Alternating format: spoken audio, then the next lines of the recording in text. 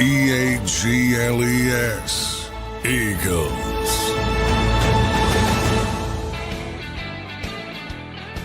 Welcome in, everybody, to a Tuesday edition of Birds 365 here on JAKIB Sports. I'm your host, Zander Krause. That's Johnny Mack, John McMullen, the number one Eagles beat reporter in town. Johnny Mack, the divisional stage is set.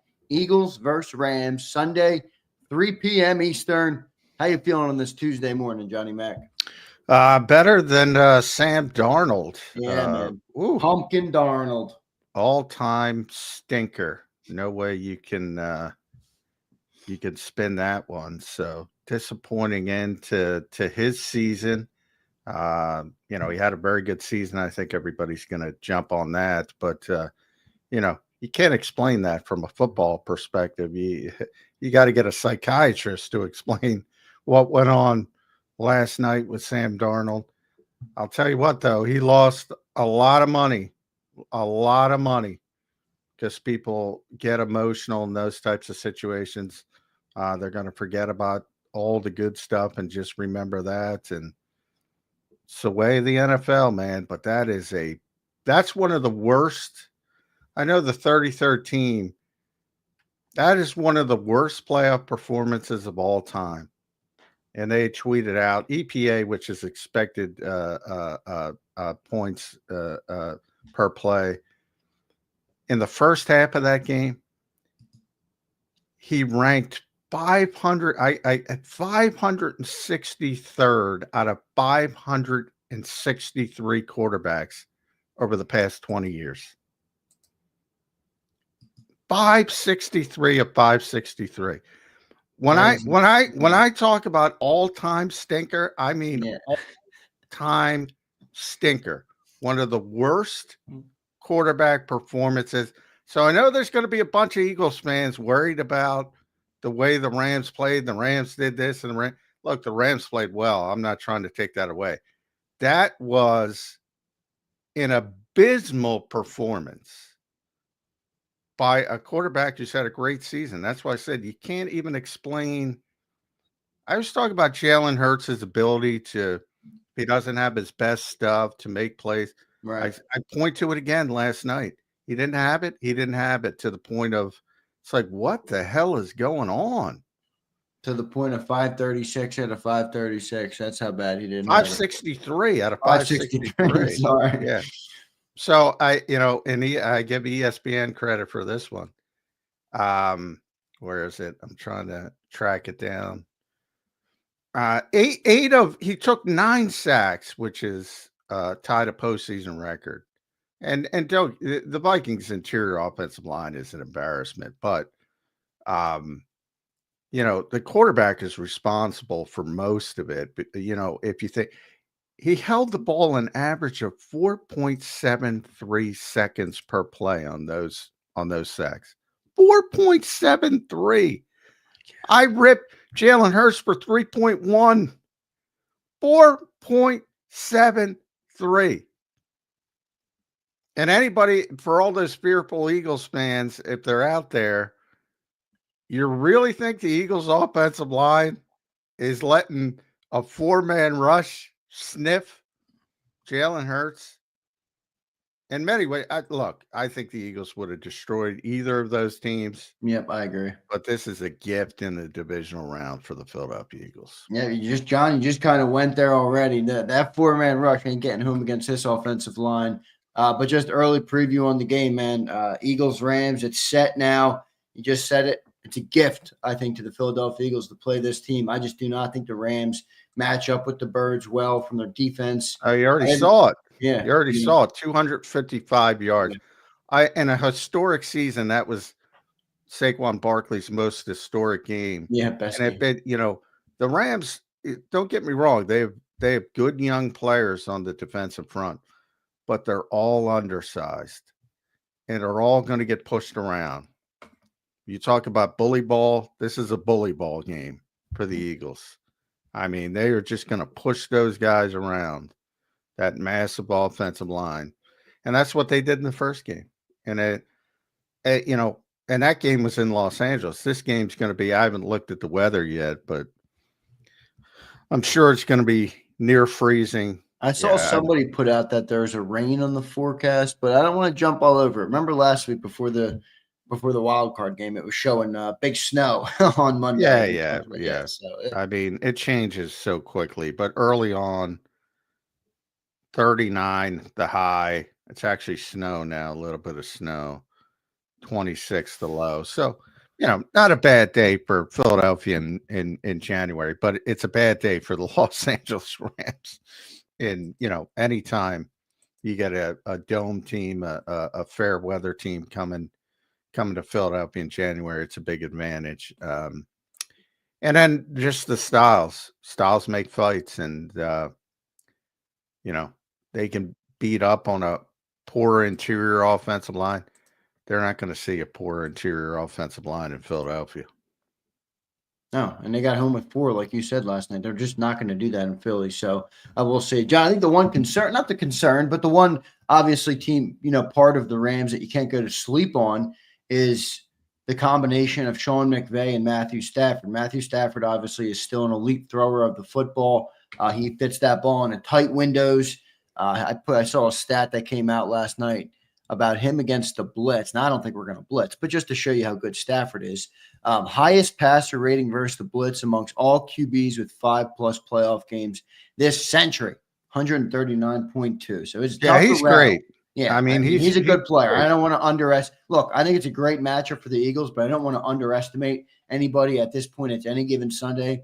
That team is getting hot. No, I mean, yeah. And John, the one other thing is they're more healthy right now than they were when they played us earlier in the year. Yeah, their offensive line is their offensive line is back. They're a good team. I don't want to dismiss them if the Eagles play poorly. It's the NFL. They can get upset, but just from a style matchup, and again, we've talked about Jalen Hurts not performing up to expectations. I mean, he's never been that bad that you saw last night. I mean, that, like I said, that was historic bad. So, the Rams played well against historic bad, and that kind of turns into that. But you'll hear Darius Slay has tremendous respect for Matthew Stafford, tremendous respect. Yeah. AJ Brown, tremendous respect for Matthew Stafford. He is a very good quarterback, potential Hall of Fame quarterback. If he wins another one, if they make this run, he will be a Hall of Fame quarterback. Great player. I don't want to. They have a bunch of good players. I don't want to state it like that, but when you look at the styles and the matchups on paper, it looks very, very favorable for the Eagles. Yep, no doubt about it. And if you go back to that other game or the previous game that we played the Rams, John, my camera's glitching out. Let me fix that up real quick. We were down Smith and Mailata in that game, weren't we, John? Oh boy, you caught me off guard. I haven't even thought about that. Yeah, I don't remember exactly. I thought I remember though us being down a couple of players in that game, and I think that might have been the game that Mailata missed. I'm pretty sure we were at the Devontae. Well, he missed 4 games. So yeah, that's what I mean. I think one of them was the Rams. I don't have it off the top of my head either, but I just was thinking back, and I'm like, I know we weren't fully healthy in that game either. So potentially, Eagles will be more healthy going into the game as well. That defensive line, John, on the Rams, let's talk about it a little bit here. They're small. They're good, and they're good in the pass rush, but, I mean, what are they going to do? Is Saquon going to have 255 again? I mean, it's obviously crazy. Well, no, I'm going under 255, and I think because of that first game, they'll over sort of correct, which will probably hurt them even more. I think they'll come in just, because of and everybody should, to be honest, because of the way the Eagles are playing. Their first goal should be to stop Saquon Barkley. By the way, we did have Mailata in that game. That was the game he got bull rushed. Remember? Was that Jared Verse? Yeah, Jared Verse. Yeah. People, you got to stop with the one clip stuff, everybody. Yeah, but John, that was still a clip you don't see often from Jordan Mailata. Whether he was off balance or not, he got freaking creamed by. Yeah, but that's what I mean. You got to stop. You got to stop with that stuff. he's been the best left tackle in football, and people will put I'm up not one taking away clip. from that. I'm just, Well, calling no, it, I'm just saying, but people make such a big deal. It's not just that; it's every week. Like you told me about, I did see the Orlovsky thing about. I'm like, what Dan is turned into a total grifter. I'm very disappointed in Dan. I'm very disappointed in Dan, to the point you had Ryan Fitzpatrick and Chase Daniel jumping in and saying, "What are you talking about, dude? This is the NFL. Guys are open. yeah. The ball comes out on time. What the hell are you talking about?" So people take Orlovsky's this. looking for Pac-12, Pac-12 windows here, Johnny Yeah, Mac. he's looking for Oklahoma, Alabama windows. Yeah. I'm like, what are you doing? People have to stop with that. And the one clip scouting. But I sorry, I got off because you brought up Mailata. I mean, Mailata's had such a great year, and people are talking about. Yeah, show the other 30 plays where he fucking dominated the guy, where he will this week as well. Yeah, I that drives me crazy. So I apologize for going on a tangent, but yeah, I mean, I'm not worried about Jared Verse against Jordan Mailata. Let's put it that way. To be kind. That's a big advantage for the Eagles. And that's a very good rookie. It's going to be defensive rookie of the year. Sorry, Eagles fans. It is going to be Jared Verse. And he deserves it. And I'm not trying to say he's a bad player, because he's a good player, and he might even be a great player down the road. But that is a huge advantage for the Eagles in this game, matchup versus matchup. So sorry to go on that tangent, but No, it's a good tangent. I think it's a good, favorable matchup here for the Birds in round number 2, John. Divisional matchup again. I don't want to jump too far ahead, but we've been saying on this show since what, week 7, week 8, week 9, that the Eagles and the Lions are on a collision course in the NFC. Well, I have a feeling, John, that's how it's going to be. Again, I'm not going to sleep yet. We got a game to play this weekend. We got to get by the Rams. Lions got to get by the Commanders, but oh man, does it feel like that collision course will come to a head, Johnny Mac? Yeah, Eagles fans got to be big Commanders fans as well, because that would be the perfect scenario. Oh gosh, rookie quarterback coming to Philly for the NFC title game. That would be that would be the perfect scenario. But yeah, we're getting ahead of ourselves. But look, I think either matchup would have been good for the Eagles. But I'm not, faltering because the Rams played so well. I mean, this is a really good matchup for the Eagles. Yeah, no doubt about it. Yeah, and I don't think that changed at all. No doubt, John. I want to get into a little bit of Nakobe Dean. All right, we didn't talk. We talked a little bit about it yesterday, but I want to just dedicate some time here to this segment. We learned that Nakobe Dean is done for the year. Obviously, what was it, John? He tore his patellar tendon. Patellar tendon, yeah, which is even worse, to be honest. Yeah, so not good for Nakobe Dean. I got to say, from a personal note, that stinks. I hate injuries are obviously a part of the game, but to see a player who is in year 3 really emerge as a talent, that sucks to go down like that at the end of the year, potentially put the start of his 2025 season in jeopardy. So a brutal injury for Nakobe Dean. He will be done for the year. Warren Burks will be the guy stepping up, but how big of an impact is that, John? I mean, you're in the meat of your playoff push here. You're in the middle of it here, trying to win the 3 biggest games of your season, obviously, to raise the crown, and you lose a guy who's been a pretty integral part of your defense. How do you see this, John, impacting the Eagles' defense overall? Yeah, I think it could be a big impact down the road, specifically if you want to look at that potential matchup with Detroit, with Gibbs especially. Not that Nakobe could deal with him in pass coverage, but Nick, when Nick was talking about Nakobe, mentioned his football IQ. That's half the battle when it comes to pass coverage as a linebacker, because you're not going to match up from a athleticism standpoint ever. That's the whole point. Right, exactly. Why people try to match up, great backs on linebackers all the time, and that's because they're better athletes. So you're never going to match up from that standpoint. But if you know if you have a high football IQ, if you know where you're supposed to be in coverage, you make it a lot more difficult for the quarterback. And Nakobe's a high IQ player, man, and that's the first thing Nick brought up. And not that Oren's a veteran, but I think you've seen him, in pass coverage, and there's it's a pretty big downgrade from that perspective. And if you go back to the Super Bowl, when you saw the difference between Dre Greenlaw and Oren Burks, I think you saw pretty significant. And, Oren's a very good third linebacker, but, he's a very good third linebacker is how I describe him as a player. Yeah.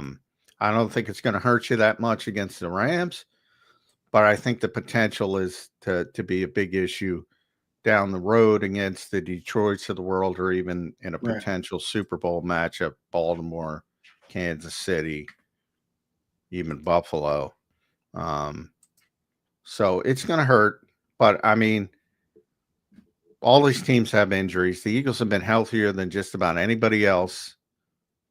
Got to persevere through these things. You can't replace them, but you got to persevere. Yep, no doubt about it. John, a necessary evil in this conversation is, many Eagles fans, maybe people who don't tune in to Birds 365, but for the people who will watch this after the fact, for the people who are here right now, Oren Burks will be the guy, right? It will not be Jeremiah Trotter Jr. People have speculated that on X. People have been tweeting at me. Will it be Trotter Jr.? It will not be Trotter Jr. I think that's the right move. I don't think this is the time to get a rookie NFL reps. Just get the guy out there with experience. Remember, Oren Burks did play in the Super Bowl last year when Dre Greenlaw went down with that injury. So Oren Burks has playoff experience, Super Bowl experience. So it will be Oren Burks, correct? Yeah, it will be Oren to start. But you go back to week 17 against Dallas. Nakobe was out with an abdomen injury. You saw what they're going to do. Oren Burks started the game, did not play well. Now, nobody remembers because it was 41-7, but he did not play well early. And they did insert Trotter for a series. And then they went back to Burks, and Burks settled down and played, most of the game. I'm trying to look it up as I'm speaking. So Burks got that was a blowout game. So he ended up with the most snaps on the team, actually, 51. They sat all their starters because they were leaving. Trotter got 23 snaps. So you might see a rotational, especially if he's playing poorly. Right. He's going to start. If he plays poorly, they'll give Trotter a chance. But Oren Burks is the plan and the hope that he plays well. And is there certain fits where Oren Burks thrives more and where Trotter might be a better look? Like what would those fits look like, or the schemes or whatever? Well, I mean, Trotter's got a bigger upside as a player, but obviously very young. And if you look at week 18, where Burks started and played the whole game and had, I don't know, 17 tackles, maybe. Not a bad player. But yeah, he's, Vickers will be very cognizant of if he's playing poorly. And if he is, Trotter will get a chance, but the hope is that he holds down the fort well enough. And you need depth. So, I mean, all of a sudden he becomes Oren Burks. So, and linebacker 3, so to speak. And Dallas Gant will probably get elevated from the practice squad. It's a big injury. Nakobe was having a great year. Started poorly early in the season, and then just kept getting better and better. And by the end of it, was tremendously consistent. And Ballin was so good. I think people kind of overlooked how good Nakobe was a little bit. Yeah. So you expect the start of his 2025 season to be in jeopardy? Yes. I would be shocked if he's back for week 1. Yeah, January 12th. He sustained the injury. I don't know when he's getting an operation on it, or if he needs one, or what I'm sure he does need one towards patellar tendon. But we will keep you more updated on that. John, how do you make up for a loss like that? Now that Nakobe Dean is out, Oren Burks will be in. A couple things come to mind for me. You go maybe 5-man fronts on early downs to help the run, maybe dropping dime a little bit, I don't passing downs. I don't know. What do you see for how Vic Fangio could try and make up for the loss of Nakobe Dean this week?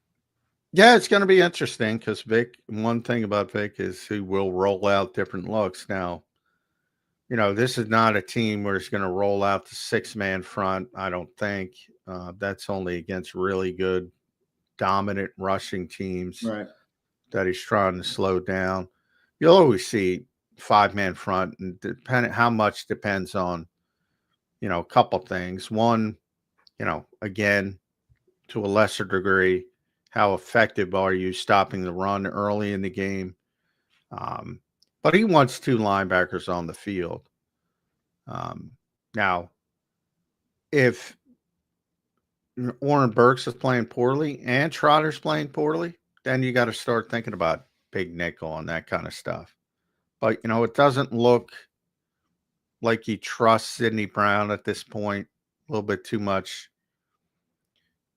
freelancing, a little bit too much, little too undisciplined. I don't think he's got that kind of confidence in Tristan McCullum. Avonte Maddox obviously has not had a good year. So I think it's, people are going to overanalyze, paralysis by overanalysis, because that's what they do this time of year. It's going to be Oren Burks. We'll see how it plays out. It's a big injury here for the Eagles defense to sustain. Excuse me, with Nakobe Dean. So we will see how it all goes. I want to thank everybody for being here this morning. John, we got a big crowd in here already. Everybody's jacked up for the playoffs. We appreciate all of you guys flexing and stepping. James Jones, Daz is in here, Big Trag, Brandon Howard. What's going on, everybody? We appreciate all the support. As always, don't forget to hit that like button for us if you can. And we'll get to a couple super chats as well here before we move on. We will have Chris Franklin, the great Chris Franklin, will join us in hour number 2. So looking forward to doing that. We got a viewer of the day, John. I'm dubbing our viewer of the day very early today. All right. So I love you all, but we got our viewer of the day. Sasha became a member here. Sasha Ramani. Sasha, thanks for becoming a member. And then he or she drops a $20 super chat and says, Johnny Mack for president. Been listening to you since 2016 from the ESPN channel. That's the last time I also watched the national media. Nice. That's a loyal viewer right there, Johnny Mack. So that's our viewer of the day. I like it. I appreciate that. Thank you. Thank you very much. Good stuff there, Sasha. Jeff Bone, the Bonehead, checks in. Would you sign Quan Alexander to help at linebacker? No. First of all, nobody's going to play. Well, the design. So don't think about somebody coming off the street. If you're taking somebody off the street on January 14th and you're trying to play him in a game, you're in bad shape.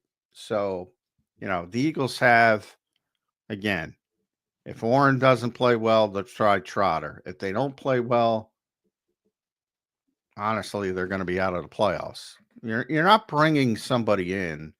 This happened to Vic last year in Miami by necessity.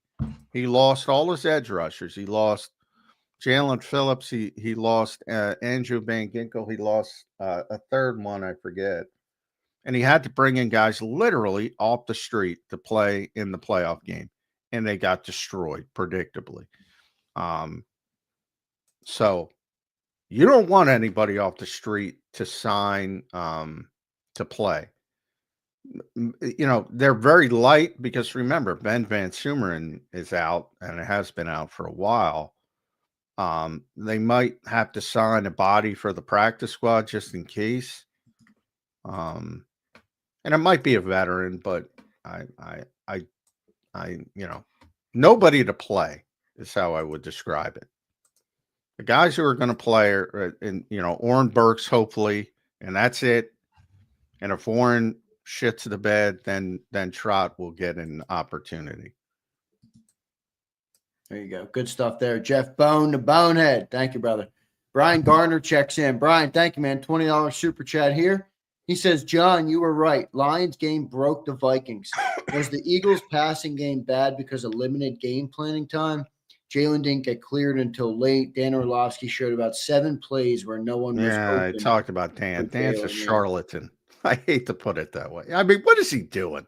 You know, 1 week Jalen Hurts is the problem. The next week he's dependent. Does anybody notice this? I don't know. You know, maybe because Well, don't you see, John, how people eat it up? Yeah, well, that's the point. I mean, I must have been tagged in that video by people, and I'm no big fish. I mean, people tagged me in that thing 50 times.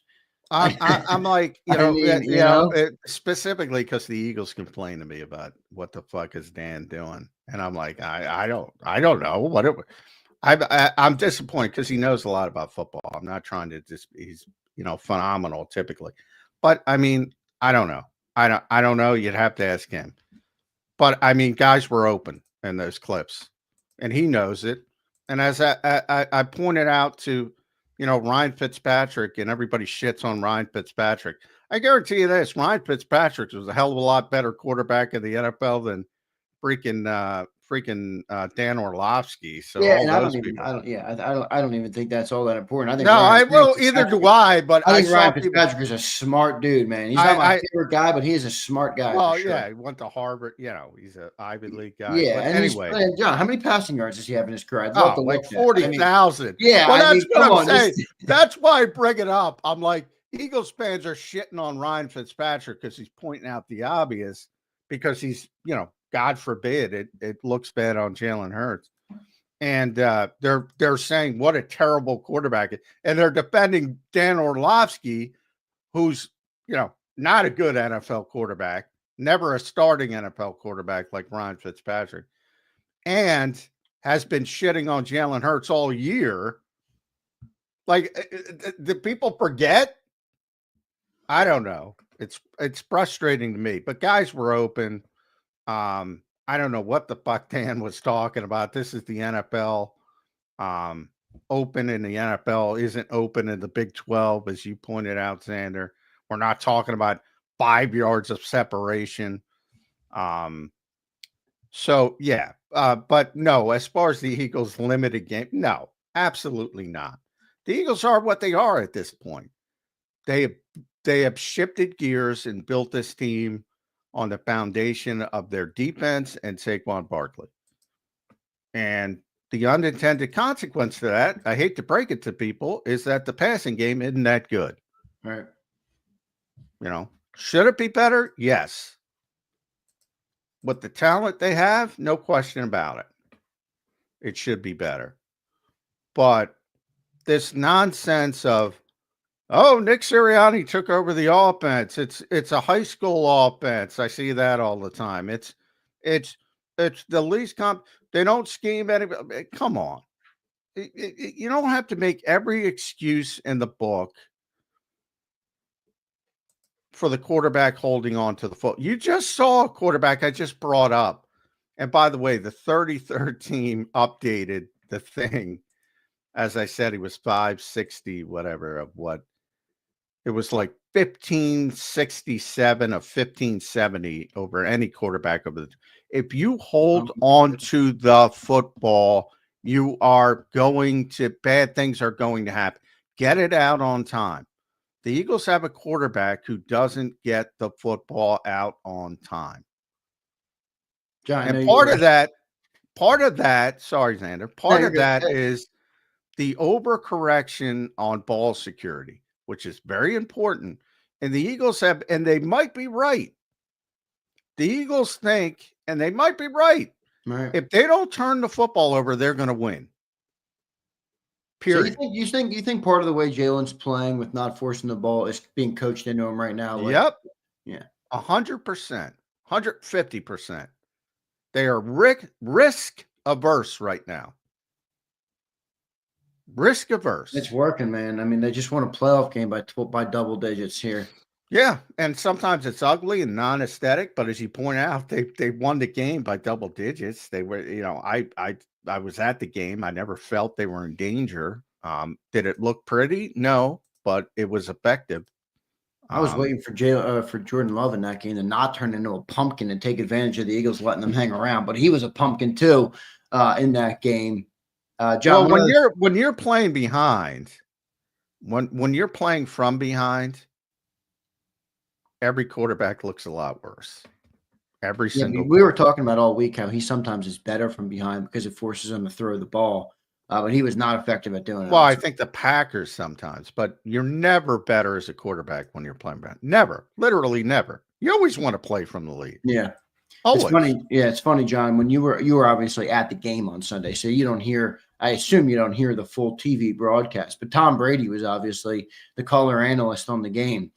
And something you just said, what Tom commented on, he's like, boy, 6.7 seconds for the touchdown throw. That was 3 passes for me in the NFL. I got that thing out like a hot potato every single time. And I thought that was an interesting comment there from one of the Well, that's the difference between the Eagles' offensive line.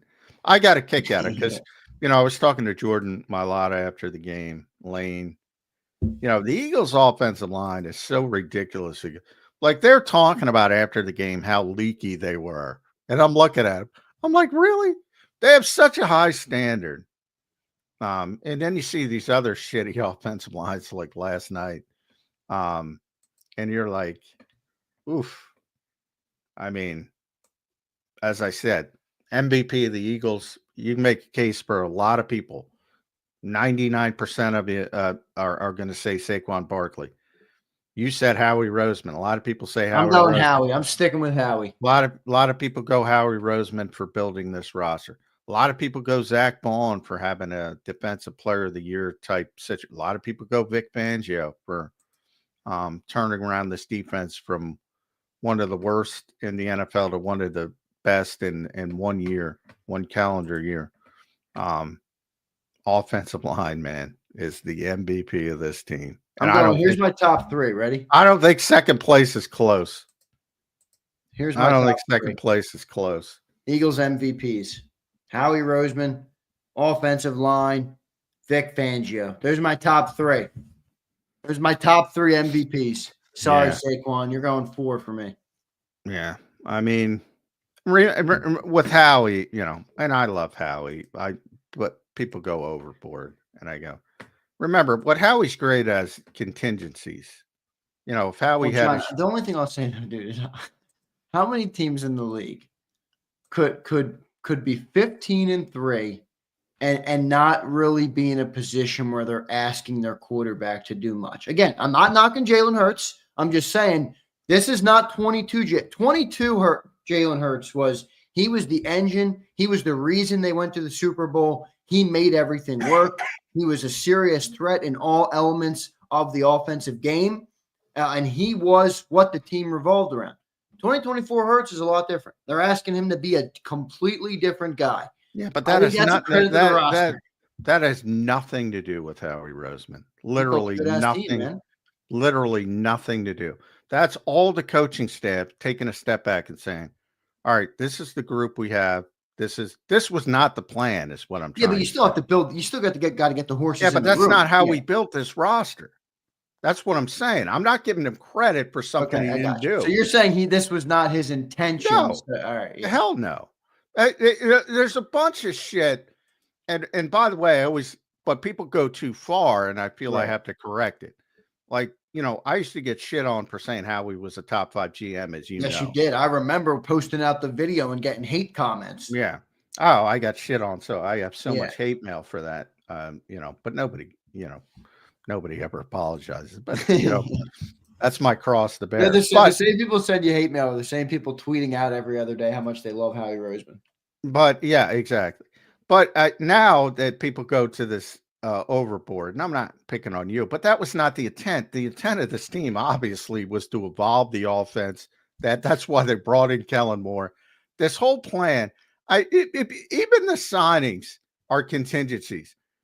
When people write the book on this team, and who knows, if I ever get some time, maybe I'll write a book. You should write a book. They wanted DeAndre Swift back. That was plan A. DeAndre wanted out because he didn't like the way he was used as a pass catcher. So for people that don't know that was plan A at running back, and then he left. And they shipped it and obviously got to Saquon Barkley. This is what Howie's great at with contingencies. They were going to draft Platano in the first round. The contingency, Pittsburgh took him at 20, and Andy Waddle hoodwinking his old boss. But, there's Howie. He's drafting Quinyon Mitchell at 22, turns into a defensive rookie of the year candidate, probably going to be second to Jared Verse. And then he signs Mekhi Becton. That's what Howie's great at. These other GMs fall apart when their plans, because you never get the guy. There's 31 other teams you're competing against for draft picks, free agents. You never get. They wanted Xavier McKinney. That was their top option at safety. They get, CJ Gardner-Johnson. Contingency. He's great at contingencies. But that's complete revisionist history to say he built this roster for this reason. This offense looks nothing like what he thought this offense was going to look like. That is all the coaching staff. So Nick Sirianni deserves the credit for that. So who are your top three MVPs here? You got O-line 1. O-line, Vic 2, Saquon 3. Nice. There you go. Good list there from Johnny Mack for the Eagles MVPs. Good opening segment here. Again, appreciate everybody in here. We got a big crowd in here. We appreciate each and every one of you guys for watching the show. We are in the meat and potatoes. We are into this playoff run now. There's 8 teams left, John. Listen to this stat. 7 of the 8 quarterbacks in the NFL divisional round of the playoffs are mobile quarterbacks. The new prototypical NFL QB is mobile. That's from Robert Griffin III, obviously one of the great mobile quarterbacks for a short time, but he was one of the great ones when he did it. That's pretty crazy to think about, man. You got Lamar Jackson. No, I don't think he has Matthew Stafford as mobile. I don't believe Matthew Stafford. I don't think. Well, come on, RG3. Yeah, but Lamar, Allen, Mahomes, Hurts, Jaden Daniels, and CJ Stroud. I think those 6 are pretty good. Yeah, come on. He's got Matthew Stafford on the mobile list. Dude. That's crazy. Jared Goff is not on the mobile list, obviously. He's great manipulating the pocket, if that's what he's describing. But then every quarterback, Peyton Manning's a mobile quarterback by that definition. Right. And he's not. So, yeah, that's kind of bullshit. But no, look, mobile quarterbacks are much more difficult to deal with than stationary pocket guys, unless you get to that Peyton Manning-like level of being able to, manipulate things at the line of scrimmage. We've seen it. I mean, when the Ravens particularly are cooking, they look unstoppable. They look unstoppable. You know why I can't buy into the Ravens right now? Because Lamar shit the bed in the playoffs. No, because he shit the bed versus the Eagles. The Eagles made him into a pedestrian quarterback. So, I don't know. Maybe that's just a bias. Just like I talked about one play scouting. Don't get caught up in one game. No, nobody's perfect. But to be completely honest, I didn't watch. I watched a lot of Lions games this year. I watched a lot of NFC games. I didn't watch every Ravens game. I might have watched 4 or 5 Ravens games this year. The worst game I saw him play was versus the Eagles. So if Vic Fangio is able to do that once with this defense, I have a feeling I like that matchup. That's all I'm saying. I'm not saying he's going to drop another stinker, but not a Sam Darnold level stinker coming. But I just feel. Oh, well, he's had some not that level. Well, that level, nobody's going to reach that level. Yeah, right. As you pointed out with the stats. He's had some bad playoff games, so I get why people don't believe in the Ravens. But that's why I said when they're cooking, they look unstoppable. To a certain degree, the Eagles do too, because of the quarterback and the running back dynamic. Just hasn't been as consistent as the Ravens over the season. So it's always more difficult if you have a high-level functioning mobile quarterback. It's almost like, what do you do? And then you add in Derrick Henry. It's like, what do you do? You can sell out to stop Derrick Henry, and then he's going to pull the football and go for 50 himself. But, hopefully they get knocked off. No doubt about it. John, we're going to get to our first commercial break here.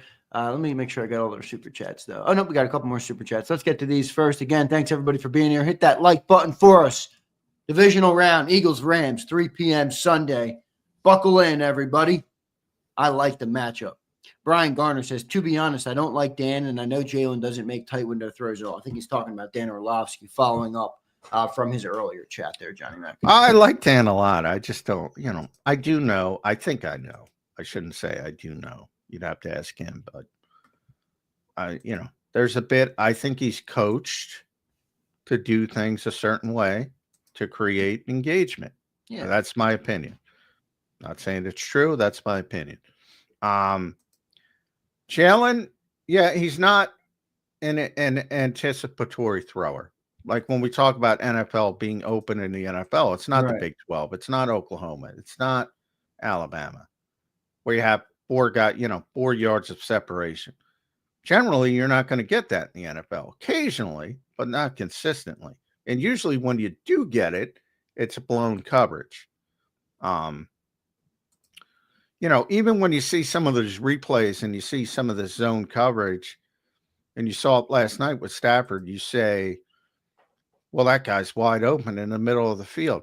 But then they replay it, and you see an arm, 3 inches away from the football, underneath or did you see that throw? Yeah. Well, there were a bunch of big-time throws. I know, but that one throw where he threaded it over the defender that was cutting across the middle of the field, oh, my God, that was money, man. That's what I'm saying, but that's how close it is, for somebody getting a hand on the football, even when it looks bad. I mean, in zone coverage. NFL players are really good, and you're not going to get massive separation on a consistent basis. So, a lot of it is throwing guys open. A lot of it is anticipatory throws. A lot of it is getting the ball out on time. Before the game, when they showed the Detroit, if anybody was watching the game last night, they showed all the missed throws Sam Darnold had in the red zone against the Lions. And there was one to Addison where he just broke off open, touchdown, bang, boom. If the ball comes out on time, didn't throw it. All of a sudden, the play breaks down, nothing happening. So much of it is those 3 things: throwing guys open, anticipatory throws, timing throws, and getting the football out on time. Good stuff there, Johnny Mac. Let's keep rolling on a couple more super chats. Big thanks to everybody for all the support today. We'll talk to Chris Franklin of NJ.com in hour number 2, so looking forward to talking to Chris. Brian Garner checks in again. Brian, thanks for all your support today, brother. 3 big supers from you. We appreciate it. He says, Vic has done a phenomenal job, but with all those injuries, any thought Aaron Glenn receiving coordinator assistant of the year? I think that's fair. No, I think, I don't think he's going to win it, but I think it's fair to say that. I think, it's fair to put him in the conversation. I mean, he's not even going to in on his own team because, Ben Johnson is obviously the hot guy, the hot coaching candidate, the number 1 coaching candidate, and he's probably going to win it. And there is an assistant coach of the year award from the AP that will be announced at NFL Honors before the Super Bowl. My guess is that Ben Johnson will win it. If it were up to me, Vic Fangio would win it. But I have no problem saying Aaron Glenn should be in the conversation. He's done a great job with all the injuries, as you mentioned. But I think Vic is done, and part of it's bias. I like him. I'm here. I get to see him every day. But even we always talk about Coach of the Year. And even though, because it's a regular season award, Kevin O'Connell's going to win the award, which is not the time to say it, but he's going to win it because of the great regular season. It's and people will shit on that, but it's a regular season award. Understand that. We don't vote. We didn't watch that game. The votes are already in. Right. That's not, he shit the bed. But he deserves the award for what the award is. And that's what that award has become. I've explained. Andy Reid's never in contention because Andy Reid's supposed to win. Dan Campbell's not going to win because he was supposed to win a lot of games this year. Kevin O'Connell was not. That's why he's going to win the award. If they hold that same standard to the Assistant Coach of the Year award, which I don't think they will because I think Ben Johnson will win, then Vic should win it. The Eagles' defense was atrocious last year. We all looked at that linebacker room and said, this is the worst linebacker room in the NFL back in the spring. Everybody. And he has turned that group around, turned Zach Bond. Zach Bond, did you see the Howie Roseman clip on Kelsey? On the night show? Yeah. Now, they're trying to have Bond. They're joking around, but he's like, fuck no, I didn't think Zach Bond would turn. That was great. I think that's Howie at his best when he does stuff like that. He kind of tries to be a little funny, but I find him to be very funny because you can tell he's trying to be funny, and I just find it funny that Howie acts like that. Yeah. But I like. Well, Howie. they usually don't land, but nobody. Nobody thought Zach Bond would turn into Zach Bond, including Zach Bond, because I've asked him the question. Well, he doesn't say that to Howie unless he knows, unless he didn't expect it either. Like, I think him asking Howie that. Well, he's joking when he was named to the Pro Bowl. He had a Pro Bowl incentive in his contract, and he left with his agent. He's like, what a waste of time this is. It's one of the true, and then you talk about the young defensive backs and the ability to teach the scheme. It's not the scheme, it's the teaching of the scheme. That's what people don't get. Yeah. Done a great job this year. A couple more supers, then we'll get to our first commercial break. Brian Pumper checks in. Fellas, we better see a real QB come to the link on Sunday. Unfortunately, we're stuck with Tamagotchi Hurts. What? John, I don't know. What the fuck does Tamagotchi Hurts mean? I don't know what that means, but Matthew Stafford is a big-time quarterback. He is a real quarterback, no doubt. Yeah. He can play, man. Again, potential future Hall of Fame quarterback.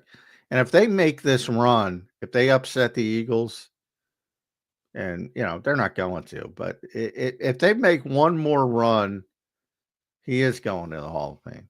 I mean, he is a big-time quarterback. And when do you hear Slay talking about him this week? Because he'll get asked the question. And AJ as well. I remember when they played the Rams out, I asked AJ, I'm like, it's like, man, that's what you want as a receiver. Matthew Stafford as a quarterback, which I looked at that and I said, I don't think he was. It wasn't. It wasn't a slight, because I was just talking about Matthew Stafford specifically, and he just gushed. He is damn good, man. He can throw that ball, man. He is a good quarterback, no doubt. Brian Pumper again follows up. Brian, thank you for your support, brother. He says, I want to talk trash to the Rams, but I realized we had a QB who was enrolled in the privileged school of QBs who can't read good. Come on, Pump. I think you're being a little hard there, my guy. Is that a Zoolander reference? I don't know. Yeah, it might be. Kids who can't read good.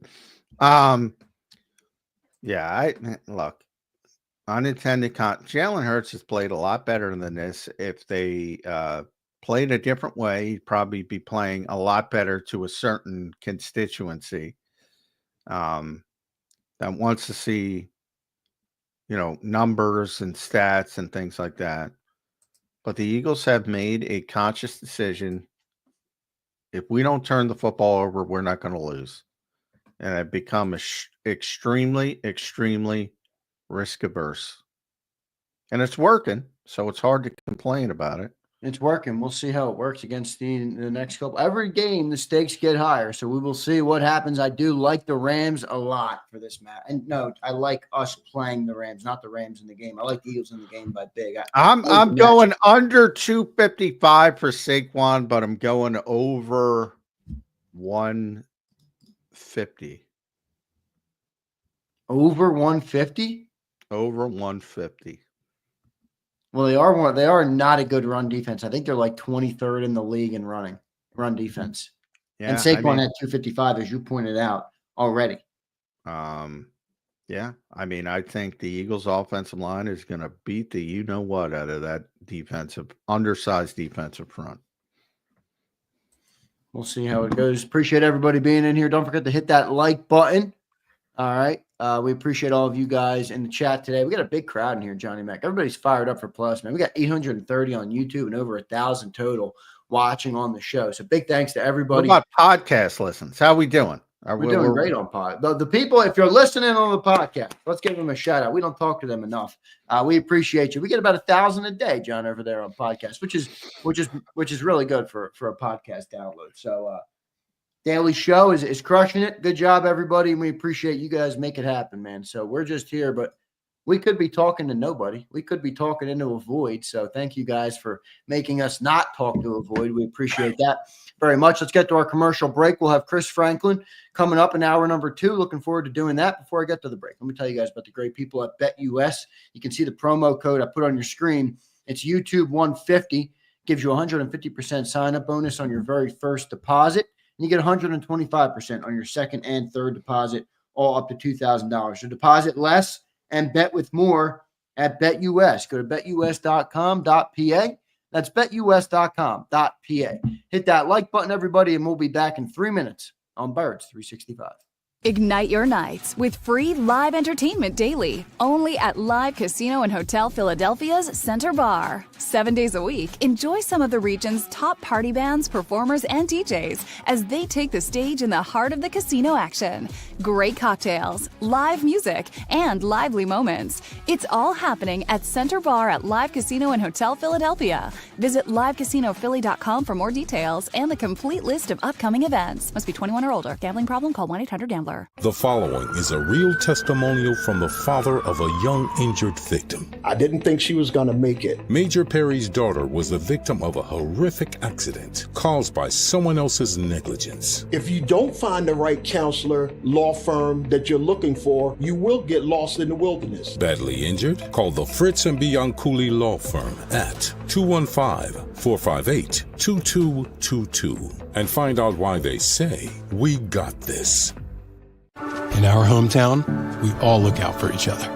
We step up to keep our communities going strong. And at Independence Blue Cross, we're here to keep you going strong as the #1 health insurer in the region.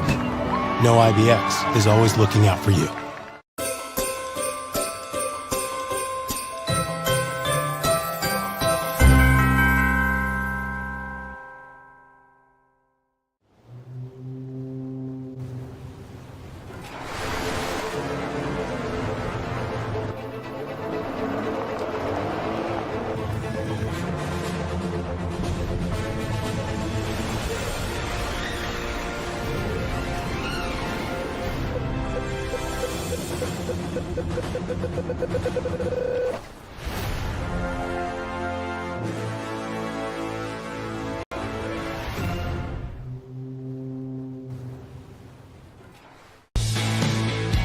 We noticed that there was mold creeping into our basement about a year and a half ago and wanted to make sure that we were getting rid of the problem permanently.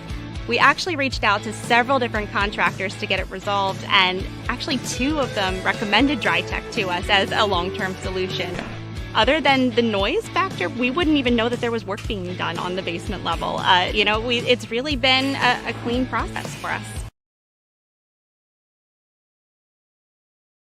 Score and save this football season on your car insurance. Before the next game, save up to 40% on your auto insurance policy. That's right, 40% savings. Call an Audible this season and contact the Del Val Insurance Group. They're an advocate for you, not an insurance company. That means they'll get you the right coverage and save you up to 40%. Call managing partners Fran or Jim of Del Val Insurance, 215-354-0122, or score and save at dvigi.com. dvigi.com. EAGLES, Eagles.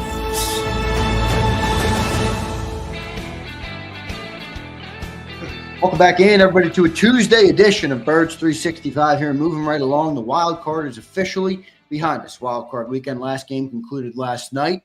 Sammy Darnold became Pumpkin Darnold, as many assumed or expected him to do here on Birds 365. So we watched that unfold, and the Eagles will play the Rams now because of it. So Eagles, Rams, Sunday at 3 p.m. Eastern. I think that's the best slot of the weekend, so I love it.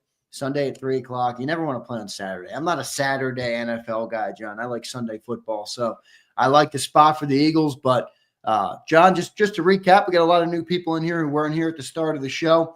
Your general feeling on going up against the Rams. We're still, 4, 5, 6 days out from that game, or 5 days out. So plenty of time to break it down, which we will do all week long. But just your general feeling now that you know the matchup for the Birds. Yeah, I liked either matchup. I thought either of those teams coming here would not be a good situation for them. So, it was kind of a no-lose situation from a styles matchup. But I do think of the two, it's hard to say after Sam played the way Sam played, but if he didn't completely shit the bed and played like the Sam Darnold of the regular season, I'd rather face the Rams simply because of the style of the way they play. Again, some very good players up front. Jared Verse, Braden Fisk, Kobe Turner as well. But they really draft well, man. Kitchen, yeah, they Kitchens do. is a rookie, They do. Fisk But is a they're all. rookie, and Jared Verse. I mean, shit, they just get their first round pick back, and they hit, man. They're a good drafting team.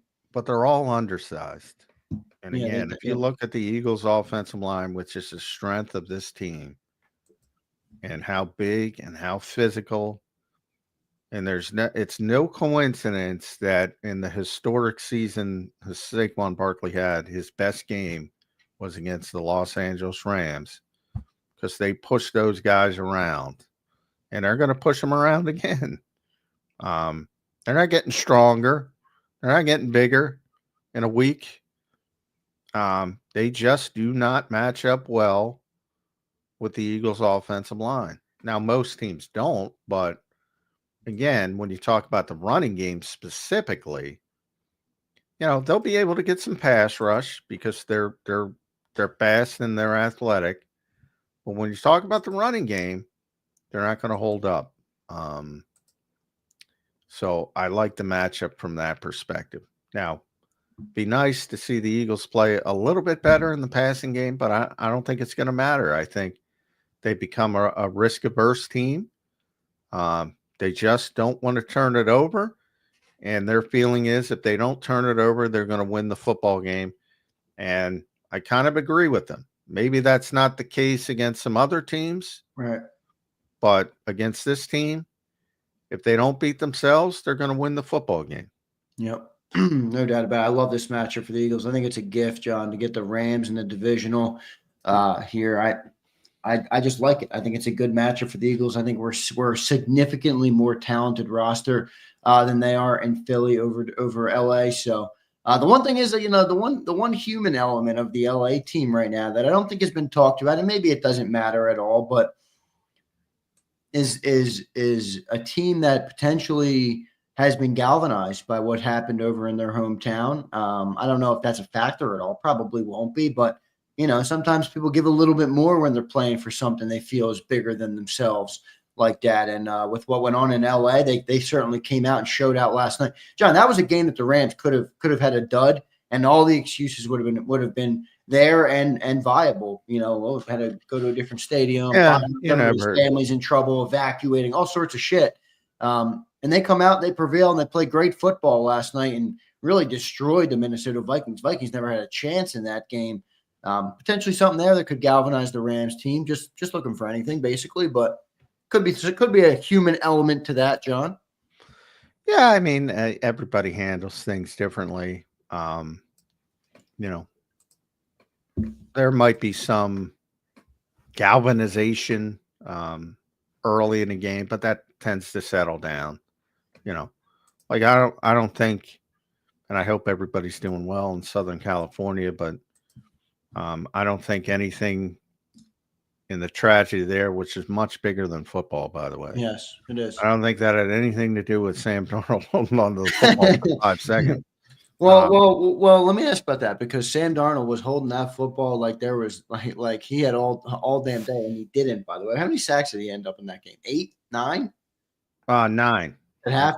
Tied a postseason record. 9? Oh my God, for Sam Darnold. You got to be freaking kidding me, man. But the Rams, they've generated good amount of coverage sacks. You think that could be something here to watch out for? Jalen is one of the quarterbacks that does typically hold the ball longer than most other quarterbacks. I think he's 30th in the NFL out of 32. Could that be something to watch for? Now, even if it is, I think this team is just going to run all over the Rams all day long. But if you are looking at the passing game, could potentially the Rams coverage cause some sacks on the Eagles offense? Well, the Eagles are only going to throw it 20 times, so I'm Right. comfortable they're not going to give up 9 sacks. Plus, They're definitely not giving up 9, that's for sure. They have the best offensive line in football. So the Eagles, if everything goes to plan, are not going to throw it more than I'll say 25 times at the height. So no, not concerned at all. Again, they have some good athletes. On occasion, will they get loose in pass protection? Yeah, probably. Not with a 4-man rush. But yeah, to me, they're very speedy, very athletic, as you saw with Jared Verse with the touchdown, where he got over 20 miles an hour as a defensive end. That's insane. Yeah, I mean, they're very, very athletic, but they're very undersized. It's just, again, good luck. You might get the one leverage on Jordan Mailata, but the other 35 snaps they don't show, he's going to beat the shit out of you. Yeah. Same thing with Lane Johnson. Same thing with Mekhi Becton, Landon Dickerson. Just big, big physical players. And they're going to push them around.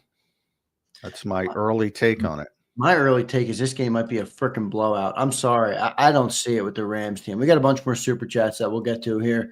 Appreciate all of you guys in the chat. I don't think it's going to be a blowout because the Eagles aren't playing that way to create a blowout. I don't mean a blowout, but I mean maybe a 27-13. Maybe a double-digit, comfortable 30-17, somewhere in that range.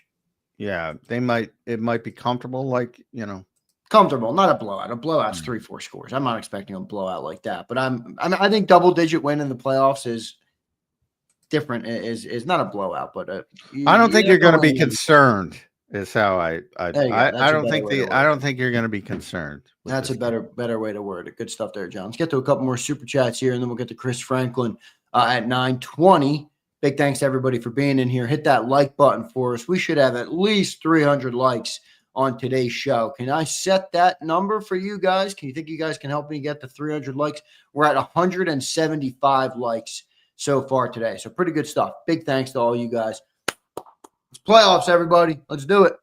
Sasha checks in again. Sasha, our viewer of the day today. Is it safe to say that this is a Saquon Barkley and a Cooper DeJean day? It's going to be Cooper versus Cooper day in the slot. Yeah, it is. Cooper Kupp versus Cooper DeJean. I like that take there. John, what's your response to Sasha? Puka Nacua is the bigger deal. Puka Nacua has greatly surpassed Cooper Kupp. Cooper Nacua is a pain in the ass to deal with. Yeah, he might be the most physical receiver in football. He's like a fullback playing receiver. I mean, you always see receivers get stopped before the sticks. He never gets stopped. He carries people. he is, Britton Covey's told me about him for a long time because they're good friends, but I'm really impressed with the way Puka Nacua plays, and he's become a much bigger deal on the Rams than Cooper Kupp, who of course has been a great receiver. Once won the Triple Crown, which Jamar Chase won this year for receiving receptions, yards, touchdowns, but he's not that player. Banged up over the past couple of years. Still very good. Made one big catch yesterday. You got to be cognizant of him. He's no longer the big volume guy, though. The volume guy is Nacua. Yeah, for sure. And he's been he'll be the guy much more concerning for the Eagles. But yeah, I mean Cooper. I think Cooper DeJean should have been a first team All Pro. I mean, I think he's the best slot cornerback in football this year. Didn't play great actually against Green Bay. Probably is. He had one bad game in the regular season against Adam Thielen. So if you want to get spooked by that, because Cooper's the same type of player, smart, knows, crafty, may cause some issues, but I'm much more concerned with Puka Nacua these days than Cooper Kupp. Good stuff. But it's definitely a Saquon day. So there it is. Yeah, definitely a Saquon day. John, you already heard John saying over 150, which is pretty big number. Park out, which means we'll be giving away a Saquon Barkley jersey, by the way. Yesterday we gave away a Quinion jersey, John, which ultimately became an AJ Brown jersey because my guy wouldn't fit in he wanted the bigger jersey. So I hooked him up. 4 Reels Fishing. Congrats on the win yesterday, brother.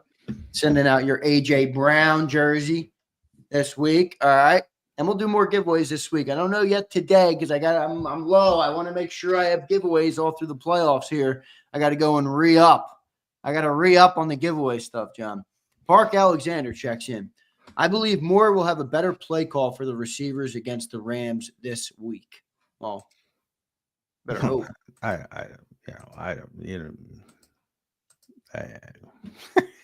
don't know what to say there. People with the play calls, I always say the same thing. What do I say? You're judging play results. You're not judging play calls. The Eagles are playing the way they're playing right now. As I said, they're risk averse right now. So, it is what it is in the passing game at this point. Hopefully AJ's a little healthier. Maybe that'll help. I think Devontae was fine. Dallas had the big play. So maybe the health of AJ getting a little bit better, maybe that helps. But they're going to play the way they're playing right now.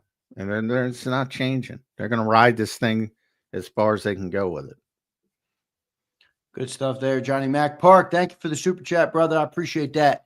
D. Hughes checks in with a $20 super chat. You guys are crushing it today, man. Thanks you for all the support as always. D. Hughes checks in. I brought up third down calls, a majority being run plays on long yardage situations. Is that more about game plan, opponent, or game situation? I'm thinking against Lions, we'd feel the need to throw it more in those situations. This is good. Well, yeah, you would think. Yeah, it's good. Against the Lions. No, as I said, risk averse is the thing of the day, evident. Yeah. They're against Green Bay, they're playing from the lead. They felt comfortable. They got a lead, 4 plays in. They felt comfortable. 3rd and 13. You're not the design when you run a draw on 3rd and 13 is to not get you're trying to hit it, right? And Nick brought it up in Jacksonville. It worked. I think it was a 19-yard touchdown. Everybody loves it. Well, the vast majority of the time you're going to run a draw on 3rd and long. It ain't going to work. You're trying to hit it. You're trying to surprise somebody. And when the Eagles got behind the sticks, they were being very risk averse, trying not to turn the football over, because all of a sudden, if you run a dig route on 3rd and 13, then it becomes, the odds go up for a turnover and those types of things. And the Eagles aren't doing that right now. So you saw a lot of in theory, against Detroit, you might have to score some points. And yes, you might have to throw the ball on 3rd and 13. Different opponent, different mindset. Should be a different mindset. I will say D Hughes ain't wrong though. They're talk about risk averse. They're not even trying to freaking push that ball on third down. Some of the calls on last week on third down showed you that they never thought that they were in danger of losing that game. But D Hughes, thanks for the super chat, brother. I appreciate it. I appreciate it very much. General JD checks in. How you guys feeling about Washington versus Detroit? Upset alert? I don't see it, General. I don't think that defense is good enough. I think Detroit could hang 30 plus. It is the NFL, but I would not count on the upset there. Eagles fans should be big Commanders fans this week. That's certainly what you're hoping for, because you want the NFC Championship game here, most notably. But yeah, I mean, Detroit's just a much better football team. Washington's had a great year. Finally going in the right direction. Congrats, Josh Harris and Magic Johnson, but it's probably going to end this. Guys got a lot going on, man. Teams advancing, the stadium's now back in the center at the complex. I mean, how about that? He played the Philadelphia politicians like a fiddle, John. I don't want to go down that road because everybody's going to get that's when debate starts. But well, that's not difficult to do. No, it's morons. not. Those morons. As a businessman, you got to city council. Yeah. That's not a fair fight. Create some leverage and make a little bit more peanuts. I love it. So good stuff there. But he's celebrating over there in Washington. It's the only way you get me to root for Josh Harris against those city council morons. He's a good businessman. He's a good businessman. Definitely a good businessman. Yeah. Don't love him as an NBA owner. I'm sure the Washington fans love him as an NFL owner, at least early on. Yeah. But they had a low bar, very low bar. Yeah, he's going for it in the NFL. He's not. His NBA team is. Ugh. Don't even get me started on it. I can't even watch that team. I haven't watched them. I think I've watched about 2 minutes of Sixers basketball this year, and I don't plan on increasing that at all when the NFL season ends. Hate to break it all. And that was my team growing up, John. That was like my favorite. That was my favorite team. That was my Sixers. It's a shame, man. It's a shame. Favorite team growing up, and I don't even pay attention to them. Yeah. Now I covered them for a while, so again. Kind of when you do that, you totally. That's why I say Eagles fans who want to get in and cover the team, don't do it. That you should know. Because I loved the Sixers growing up. I was a big Julius Erving. That was my team, my favorite team. And I covered them, and they are not my favorite team anymore. I'm done with them. Keith, John, I've been waiting for this super chat. Keith, thank you, because I've been waiting for this thing since I saw it unfold in the game. Johnny Mac, what kind of score would you give Q for his WWE end zone celebration? Brutal. F minus. Did you see? Did you see McAfee talk? They did a whole feature on the WWE Netflix. I did not, but he was trying to pull off the pedigree with who? Cooper. Yeah, it was Cooper. Gene, yep. I mean, Cooper, Cooper screwed it up too. That was the worst bump since Vince took the Stone Cold Stunner. Terrible effort by those guys. Terrible performance. I love the creativity, but terrible execution. Worst pedigree I've ever seen. Yeah. Good memory here. Andrew Conrad brings up Andrew Toney. When I was a kid, Andrew, we used to go outside. The Boston Strangler. We used to go outside. I used to go outside and shoot hoops in my driveway. And my dad would come out, and he would swish every shot from the free throw, and he'd go, Tony, Andrew, Tony. My dad was a big Andrew Toney guy, so that brings up a good memory for me. Appreciate that, Andrew Conrad. One of my favorite players, Andrew Toney. Would have been a Hall of Fame player if he didn't have foot problems.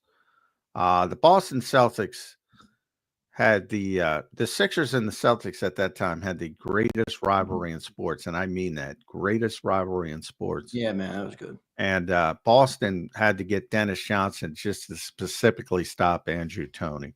I wish sports were still like that. I wish they were still kind of like that. I wish there was still a little bit more fire, but there's not as much anymore. That's all right though. 99C Diesel checks in. Thank you guys, by the way. A lot of support today. The only thing that makes me nervous is the Rams know that Dean is out and they will scheme things over the middle all day till they can stop it. Yeah, I think Vic will be creative enough to make some adjustments. Vic's good. I mean, they lost Tyler Higbee in the game. Tyler was playing well, too. And I know he got some kind of chest injury, and it was serious enough that he had to go to the hospital. So I don't know where he's going to be this week.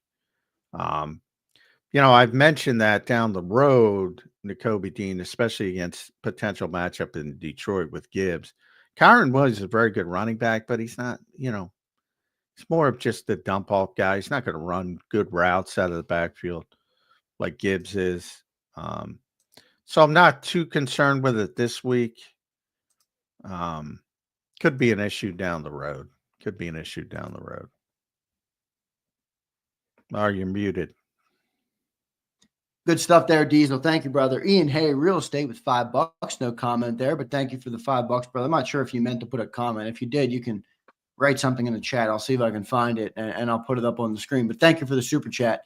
Scott Squad checks in. Oh, here we go. Same thing. Thoughts on Q and DeJean pick celebrate. I didn't see this also come in, but yeah, we just kind of hit on it. It was funny though. It was funny. Triple H, the creativity, like I said, very, very, very. Triple H commented on it on X too. Yeah, he said, "There's a reason we say don't try this at home." Yes, yes. So, they did not pull it off. Might have been a lot that Cooper pulled away. He can't pull away, so might have been Cooper's fault. Yeah, well, like you said, like Triple H said, there's a reason that they're the professionals who do it. It's not easy shit, wrestling, man. It's some people who. You hear I talked to Silly about this, who did like a brief stint in professional wrestling. Yeah. He says, "You think football's hard on the body? Professional wrestling." I've talked to so many football players that tried wrestling. They all say that. Every single one of them. Every single one. It is brutal on the body. Yes, it is. James M checks in. What are the chances we move on from Jalen for a more talented, decisive passer?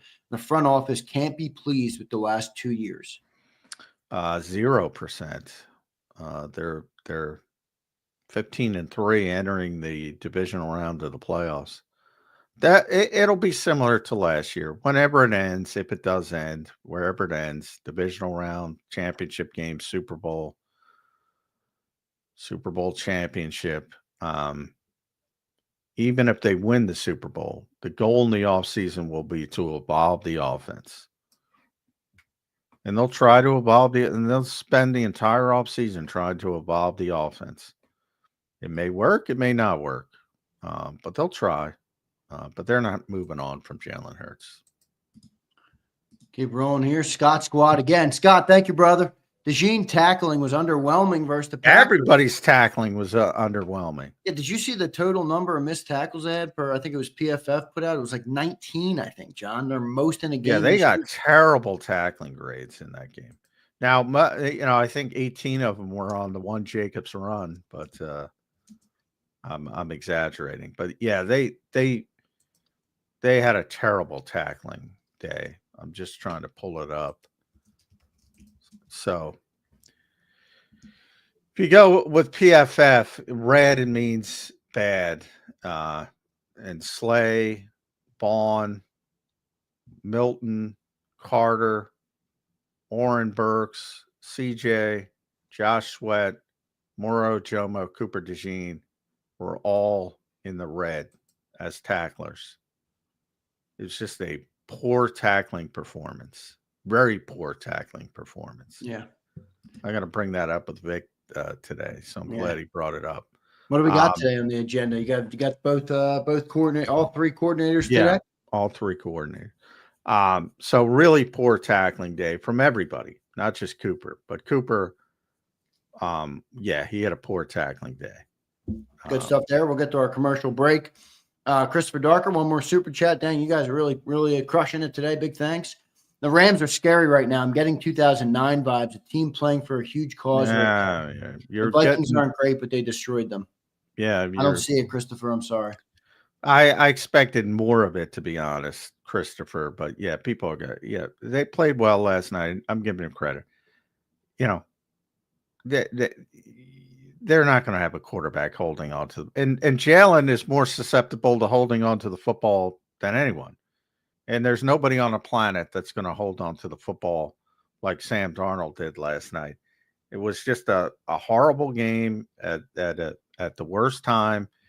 And then the second aspect is the Eagles' offensive line is going to abuse the Rams' defensive front. So I wouldn't be concerned about last night's performance. The Eagles aren't the Vikings.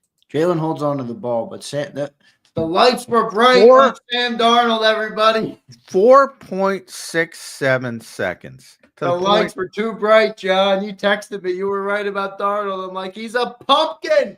To the point where, like, if you're watching an NFL game, and I don't even watch that many games, but I've been around, long enough with this league. Coaches rarely show frustration. I shouldn't say that. Some do, but some don't. But Kevin O'Connell was visibly frustrated after. It's like, what are you doing, basically? And even after the game, he said, very rarely, you've heard Nick, and he said, I'm trying to pull it up. You've got to find a way to check the ball down and just moving the ball forward. Completions have negative effects on defenses. They just do. These moments when you're holding that ball, very rarely do you see a coach say, what the fuck are you doing, dude? Right. Throw it in the dirt. Do what you got to do. Like Sam, Matthew Stafford with the play that could have got Minnesota back in the game. When they thought it was a fumble, they called it a fumble. Turned out he was just trying to scoop it ahead to Puka. Throw it in the dirt. Everybody keeps commenting to me that you have some crow to eat about Darnold. I'm like, really? John told me he was playing good all year, which he did. He was 14-3. But then he also said after they lost last week, and they're on high upset alert, and you were correct about that. Clearly. Yeah. Well, because I said he played well, because he did play well. I don't get it. I mean, yeah.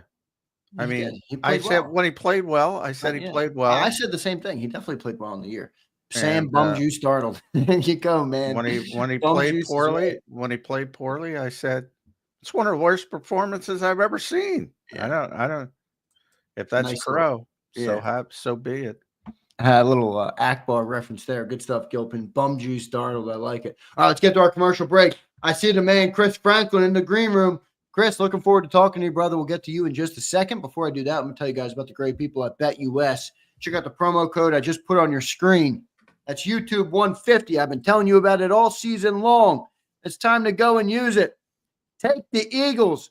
Go into the Super Bowl, everybody. I like it. Use that promo code YouTube 150. It gives you a 150% sign-up bonus on your very first deposit. You get 125% on your second and third deposit, all up to $2,000. So deposit less and bet with more at BetUS. Go to betus.com.pa. That's betus.com.pa. We will skip the commercial break right now, and we will come back with our main man, Chris Franklin, joining the show right now from NJ.com. Chris, there he is, a Tuesday edition of the show, my man. How you doing on this Tuesday morning? I'm doing better than Sam Darnold. How are you guys doing? Yes, you are. Sam lost a lot of money last night, Chris Franklin. How many millions you guys think he lost last night? Boy, I think he lost a lot of money. People overreact to, as you see in the chat, they overreact to what they see last. And that's one of the worst performances I've ever seen a quarterback play, Chris Franklin. He held on to the football 4.67 every time he got sacked, the average of his 9 sacks, 4.67 seconds. It's like he needs Scooby-Doo in there. It's like he was seeing ghosts again. It was bad in terms of that. You look at that and it's like, I don't know what he was seeing. I honestly didn't know what he was doing. It's one of those things where you can't. I said earlier in the show, Chris, it's not a football explanation. You need a psychiatrist to figure out what was going on with him last night. Because, I'm sure Josh McCown, we know Josh McCown, you and I, when he was here, great dude, by the way.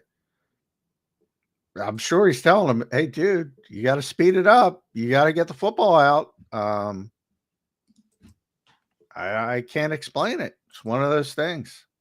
You get hit in the mouth, especially the quarterback early on in the game, you start feeling that and you start seeing it. You start thinking that. And the first couple of times it's like, okay, I get hit. Okay, I get up. And then it just continually hits. That's why I put his issues on O'Connell for not trying to roll him out more. I put it on the offensive line for just saying being their turnstiles. interior offensive line is brutal. It's horrible.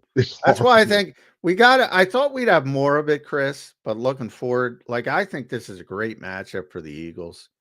Because that Rams defensive front, we saw it in the first game.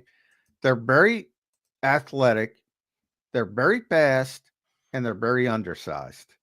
And the Eagles beat the shit out of them in Los Angeles with the front, the offensive front, and they're going to do the same thing. It's Jordan Mailata, it's Landon Dickerson, it's Lane Johnson, Mekhi Becton, just a bunch of, and I don't put Cam in there because Cam's not the monster. He's more of the athlete. Those guys are monsters, and they pushed them around the first time, and they're certainly going to push them around in the cold. Yeah, I think when you look at the numbers, I mean, 255, ninth most rushing yards in a single game. The thing that impressed me the most was the yards before contact, 191 yards before contact. That just means okay, not only do you have Saquon setting up the block, that just means your offensive line is just giving you here you go, here's a bunch of space, just drive through it. We all could have gone through some of those holes in terms of that. So I look at them establishing run game, trying to establish a run game again.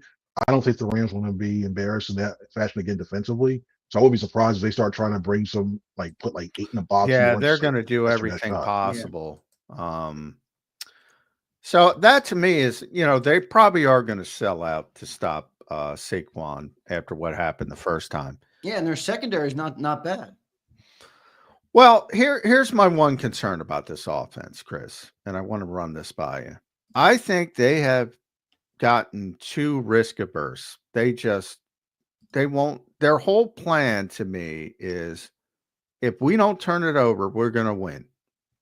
And I think, people say that the routes are too. They don't even throw the ball downfield now. They've thrown it downfield 8 times. 20 air yards or more in the last 8 games. They took 1 shot to AJ on the fake tush push. They don't even throw the football down the field. They don't throw the football at all. They only throw it 21 times. Have they gotten too risk averse?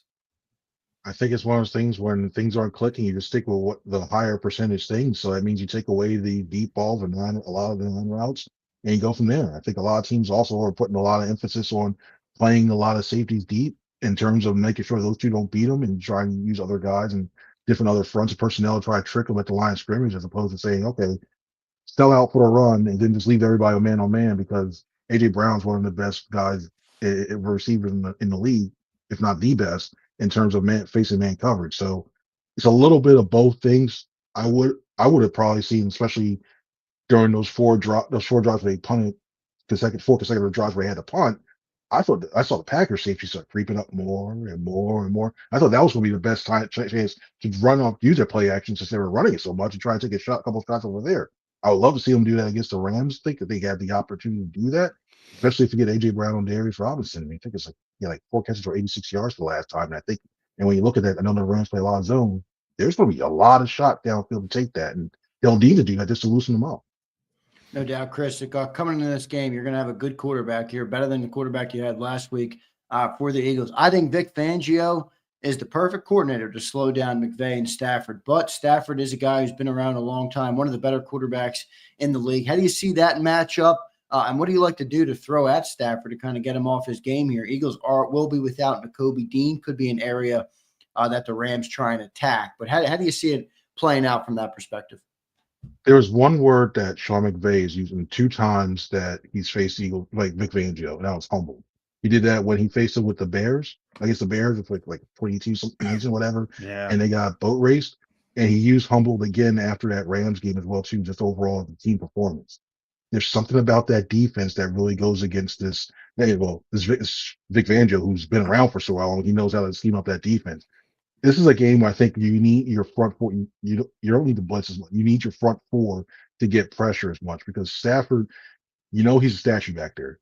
He's not well, I'll say he's not going to sit there 1, 2, 3 and plot. He's not going to run around and be as mobile as we see Hurts or Lamar Jackson, what have you. So it gives you a nice target to go after. You need those front four guys to get home, and I think they can do that now, especially with the emergence of Nolan Smith on the one side, or you play on the left side. You got Josh Sweat with his 8 sacks on the right side, and you have Jalen Carter and Milton Williams pass rushing the way they are right now. You can't slide that line either way to stop them. So you got more one-on-one opportunities, especially in the middle. You mean you get Jalen Carter consistently one-on-one, or if you double team him, Milton Williams and Mario Jones with their pass rush win rates getting in the middle, I'll take that anytime. So the front four has to play as well on the front side, and then you just have to make sure you cover and not let too many holes get or Nakua get behind you. Right, he's what it is. Just play a lot. I see a lot of zone and just get pressure because something like Stafford had like the worst completion percentage against pressure this year, like 44.7, something like that. Is in below 50%. So you get pressure on them, you can turn the ball. You're not turning the ball, so they can get incompletions and rattle them. Yeah, we talked about that Vic thing the first time these two teams played, Chris, and Bill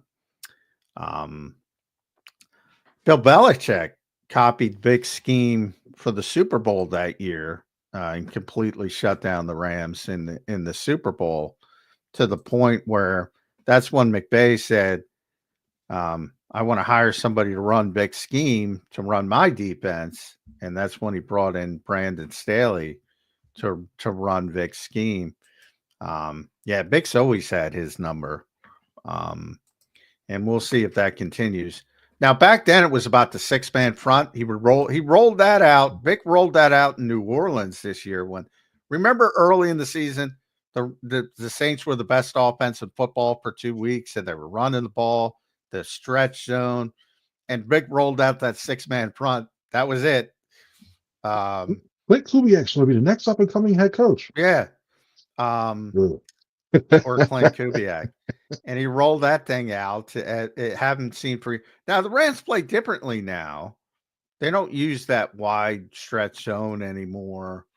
And they're an interesting team. And you know how well, Slay will talk up Matthew. He loves Matthew Stafford. AJ loves Matthew Stafford.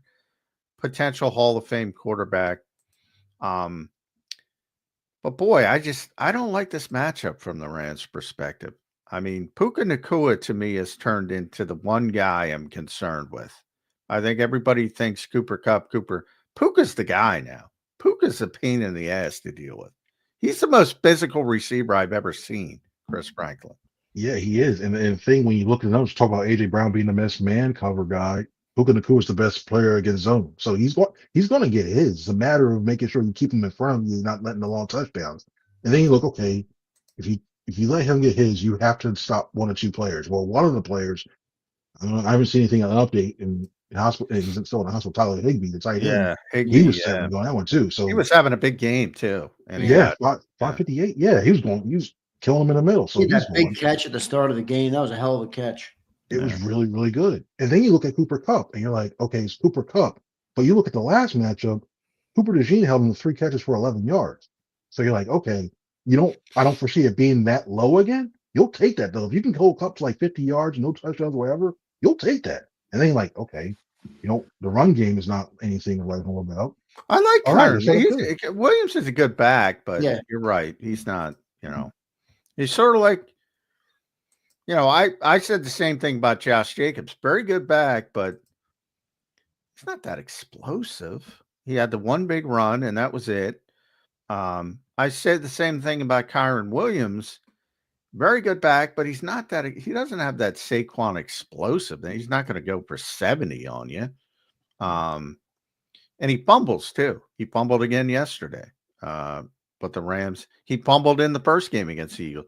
Remember, the Rams went right down the field, and we're like, uh-oh. And Kyron Williams fumbled. Yep, and the physicality of Zach Baun is going to be on display.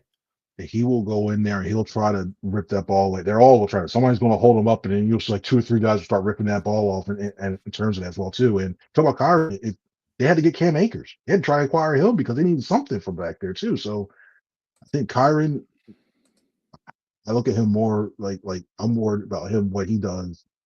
I think he's only getting like he'll average like 3.5, 4, maybe at yards per game, but they don't use that. But the thing I look at him is his pass protection because remember the way he chips, and they like to chip a lot. A lot of people do it, but they like to chip a lot. And I look at what he tries to do in that pass protection way, trying to stop, slow down, Smith, what have you. And I look at him probably being more effective in that than I'm worried about him in the run game per se.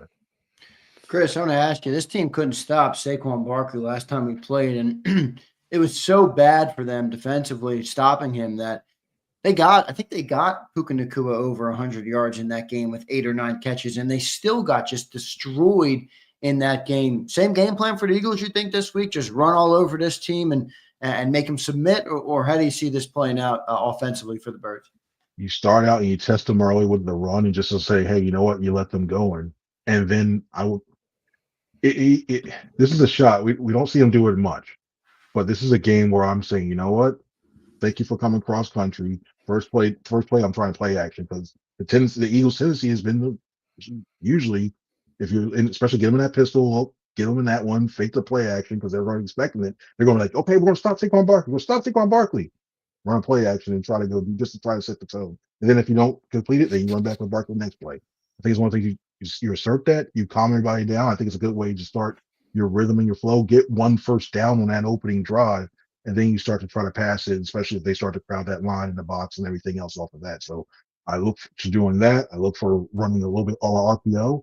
But I also think this is a game with Barkley having such success in that first game. And you may not want to see this, especially with your quarterback coming off a concussion.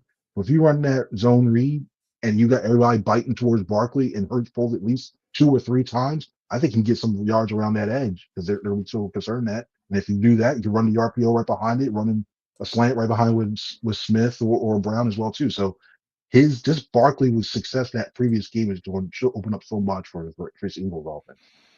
Yeah, it should, because they're going to do everything humanly possible to stop Saquon Barkley. So it should open up some other things. It's going to be interesting to see how the Eagles handle that. If they try to take advantage of it, or if they just say, you know what, we're gonna ride what's gotten us here. There is one concern, though, pretty significant concern, and that's Nakobe Dean out for the season. Torn patellar tendon. Unfortunately, was having a great year.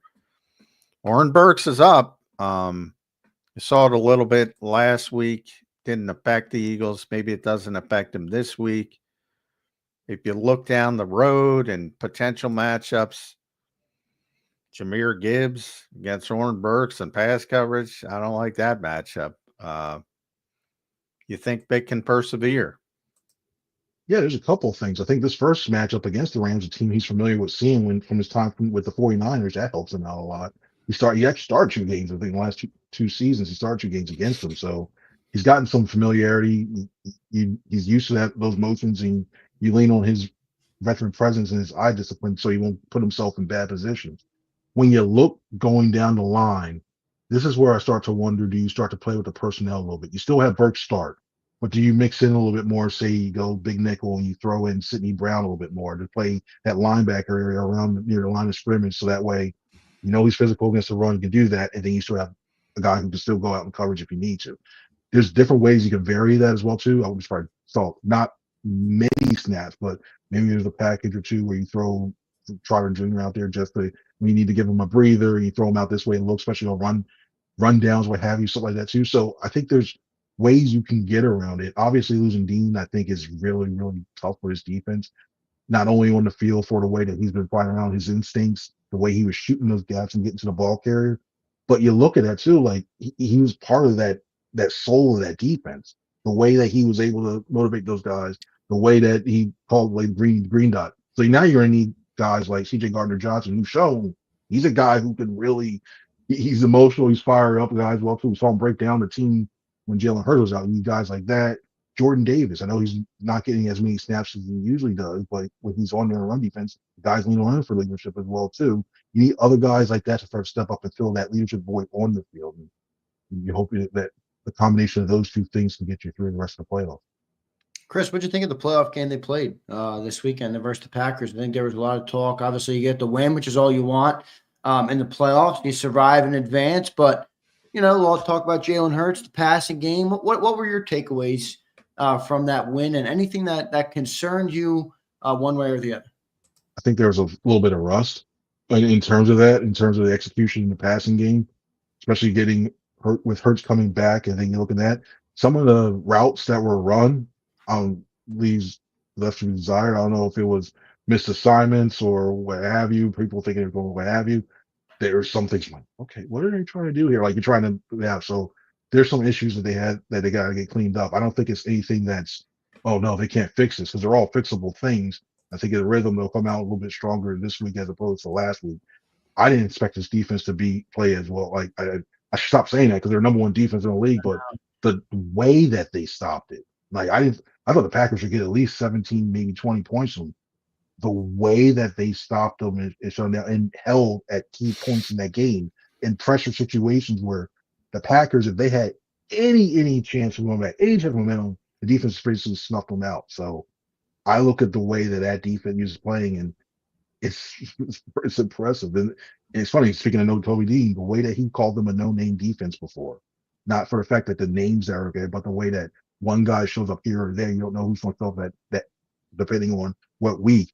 It's really starting to show itself now that you're not, if you lose one guy, it's like, oh no, the season's over. Of course, there are guys. If you lose Jalen Carter, of course, it's going to change a lot. Big thing. If you lose Darius Slade, Queen Mitch, of course, it's change a big. But the fact the way they're playing right now, somebody always stepping up, I think has been huge, and it's been a big key for their success this season and what happened last week.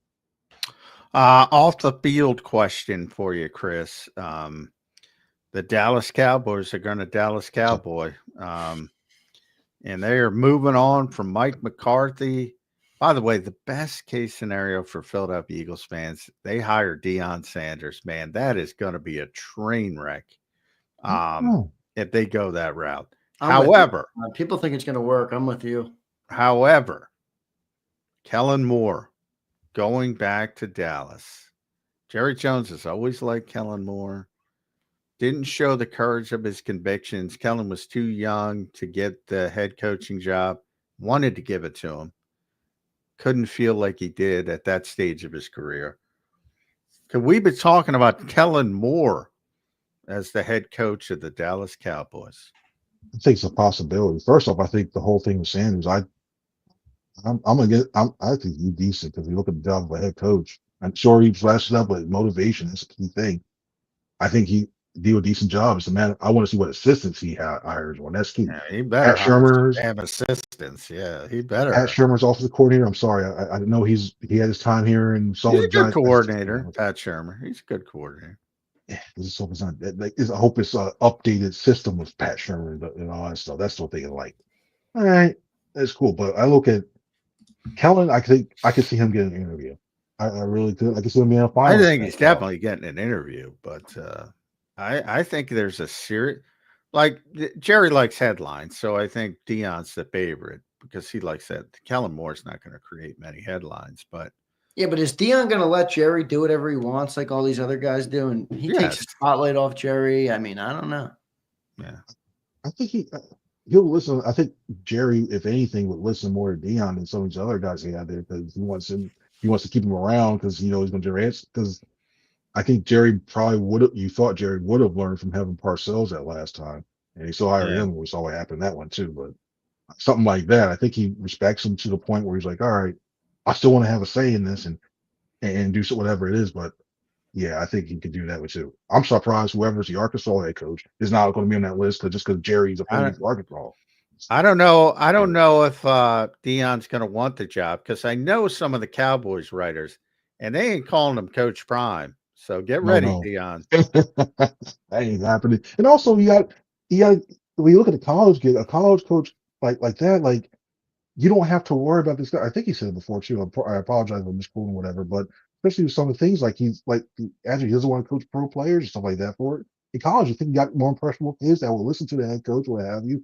I think Deion still has a lot of respect around this league by a lot of players, knowing that he's what he's going to do. Yeah. Legendary name. Yeah. Do you want to deal with the headaches of the pro athletes that heads that come with being a pro athlete and coaching them as opposed to say college kids, which is getting sad thing is it's getting kind of close now with all this NIL money and stuff like that. But hey, well, it's you get close. the kid from Georgia transfers to Miami. He's getting $4 million. If he got Carson Beck, if he was he's probably going to be a day 3 pick in the NFL. And Carson Beck gets $4 million. You got to be $4 kidding. million. There was a guy, I forget what. Oh, I'm blanking the name. Sorry about that. There was a defensive player who was looking for about the transfer portal, and before he left, like I want these amount of percentage guaranteed snaps on third downs. I want to make sure I'm on this one. He had a list of demands. I'm like, dude, if I can't remember your name, dude, you can't be putting demands like that. Like, come on, it's getting bad. See ya. You're in the transfer portal. Go transfer. That's what I'd say. But we'll see. Notre Dame, Ohio State, by the way. Monday. What is it? Next Monday. Monday. Next Monday for the college national championship. We'll see how that works out. But back to the Eagles. Nick Sirianni was evidently on WIP today for his contractually mandated spot. They brought up inner excellence. A.J. Brown. Gave a pretty big defense of A.J. Brown. I actually loved the response, John. I read it. What did you think of A.J. sitting down reading self-help books? I love A.J. I have no problem with it. People made a big deal out of it.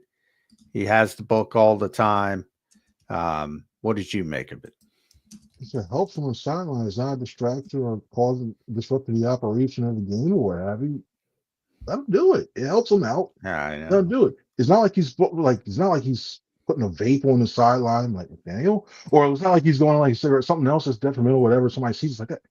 It helps him motivate. Like he's reading. He's got highlighted words of a book he's reading that helps him center himself. Like there's no issue with it or what have you. So I'm just shocked I didn't see it sooner.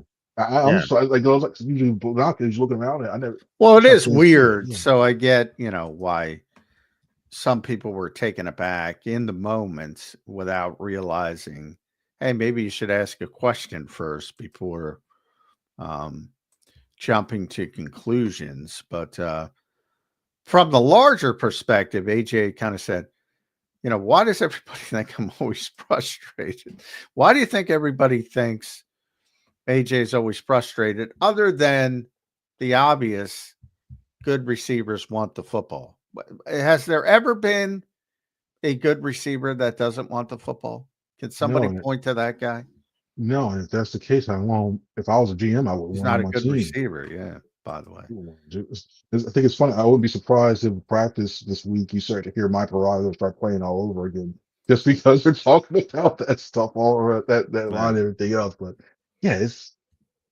I feel Billy asking the over question about that. Like, yeah, it's nothing. Like I thought it was like he had shelf life for like a day, maybe.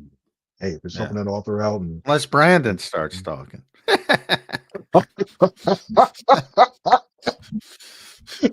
Brandon. I miss him. I miss him around that locker room. But yeah, it's nothing that I think it would be detrimental to that team having that. I miss BG.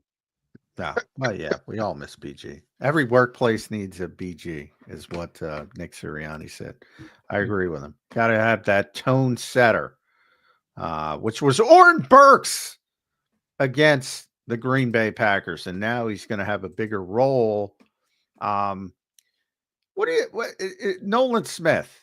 I'll end it with you there at Chris C. Franklin News. Make sure you follow Chris on the X platform. Read him at nj.com. Does a tremendous job. Boy, Nolan Smith has played so well, Chris, that people are starting to get, this is good for Howie. People are starting to forget how bad a signing Bryce Huff was, who had one snap in the Packers game. Hey, it's sort of like Andre Dillard and Jordan Mailata. Well, you struck out with the first round pick, but who gives a shit if you find the franchise left tackle? Are we at the point of, well, we made a mistake evaluating Bryce Huff, but we got an edge rusher in Nolan Smith. I think so, because it checks off two boxes. The one thing you looked at Huff, you knew Huff, well, you expected Huff to be able to get you that pass rushing snaps off the edge, but the one question you had was against the run, and you got Smith that was able to play both hands. Now look at that Muay Thai he's did this past offseason. You can see it's working, because because we all know when those offensive linemen, the other He looks was a try lot getting bigger inside now you. too, man. He looks Yeah, built. Very solid. physical. Yeah. I'm always amazed how physical he is for his size. And yeah, he was a great run defender at Georgia. People didn't realize, and because of his athleticism, but he always set the edge well at Georgia. So maybe it shouldn't be a surprise that he's good at it. And now he's helping on special teams. Yeah, that shot at first. It shocked me that they were going to use more veteran guys the way he did, and it helped. Like the way that helped. So he was playing all those snaps in terms of that as well too. And now you're looking long term. The fact that they had that extra first round pick, you get to have that extra year control. It gives you some flexibility as well too to address some other things. Not the major, but it gives you some more flexibility to have them there and try to keep resign somebody or sign somebody in the free agency. So this is the best case scenario, because if they had nobody right now on that left side, it might be a long. This week will be long, and I think it'll help out. But they needed him to emerge for so many reasons. All right, Chris, we appreciate you joining in today, man. Last question for me. What's your early feeling on this Eagles-Rams game? Like I said at the start of the show, I think it's a very favorable matchup for this team to get in the divisional round. I mean, look, you're going to play good teams. It's playoff football now. Everybody's got is good. I think this is a great matchup for the Eagles, though. I think they're just better than them. I think they're more physical than them, and I think they match up really well. How do you see it playing out this weekend? See, heading into this week, I would have rather had the Vikings, and we saw the reasons why. Because I thought Darnold was very poor. I didn't think he was going to improve this game. I thought he would improve later on. Yeah. And the blitzing, as much as the Vikings blitz, I thought Stafford will not turn to a pumpkin like Darnold did. Yeah, nah, he's not going to do that. You will not rattle Matthew Stafford. Yeah, I think the Eagles could win this game by at least a touchdown, 8 max. I think the Rams are still going to come out and have a fight. They got a lot of emotional, just like we see with Commanders, not to the level of Commanders.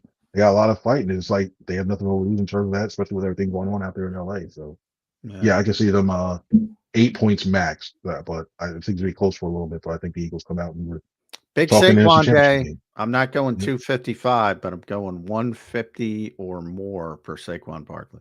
They're just going to push around that defensive front. They're just going to push them around.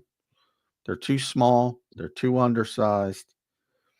It's a big joy. I say it's a big Saquon Barkley day. It's a big Jordan Mailata, Lane Johnson, Landon Dickerson, Mekhi Becton day. They're going to push people around. And Mailata still was. I think Mailata still at the back of that mind that verse play. Yeah, he's gunning for him. I would not be surprised if he's gunning for him and has something to prove and say, "Oh, you want to try to make a name in pro ball?" People make what I told Zander. People make a big deal out of one play. Watch the other 30 reps where he pushed them around all over the place. He got, if it's 30 or 31, he's going to make sure it's 31 to 31 in this game. That's one guy I'm watching with like a hawk. I think he's a little good player though. Jared Verse, a good player, but not a good matchup for the Rams front. Yesterday was a good matchup for the Rams front. Yeah, Johnny Mac called that out last week. Chris, thanks for joining the show, brother. We appreciate it. As always, thanks for sparing, giving us some of your valuable time. We appreciate it very much, brother. Make sure you guys follow Chris at C. Franklin News and read all his work at NJ.com. One of the best in the business. Chris, thank you, brother. Thanks. Thank you, guys. Appreciate it. Have a good one now. Yep, thanks, Chris. Here's Chris Franklin joining us here on Birds 365. Great interview with my guy, Chris. Boy, everybody's got a John. Everybody thinks this is a good matchup for the Eagles. Sometimes that scares you a little bit. Not me, man. Like, yeah, not me. I don't see it. I don't see it. Styles make fights, man. You know, that's the big boxing term. I have always believed it. Look, certain teams, that's why you can't just expand. Oh, the Rams look great. Well, you know, now they got to go.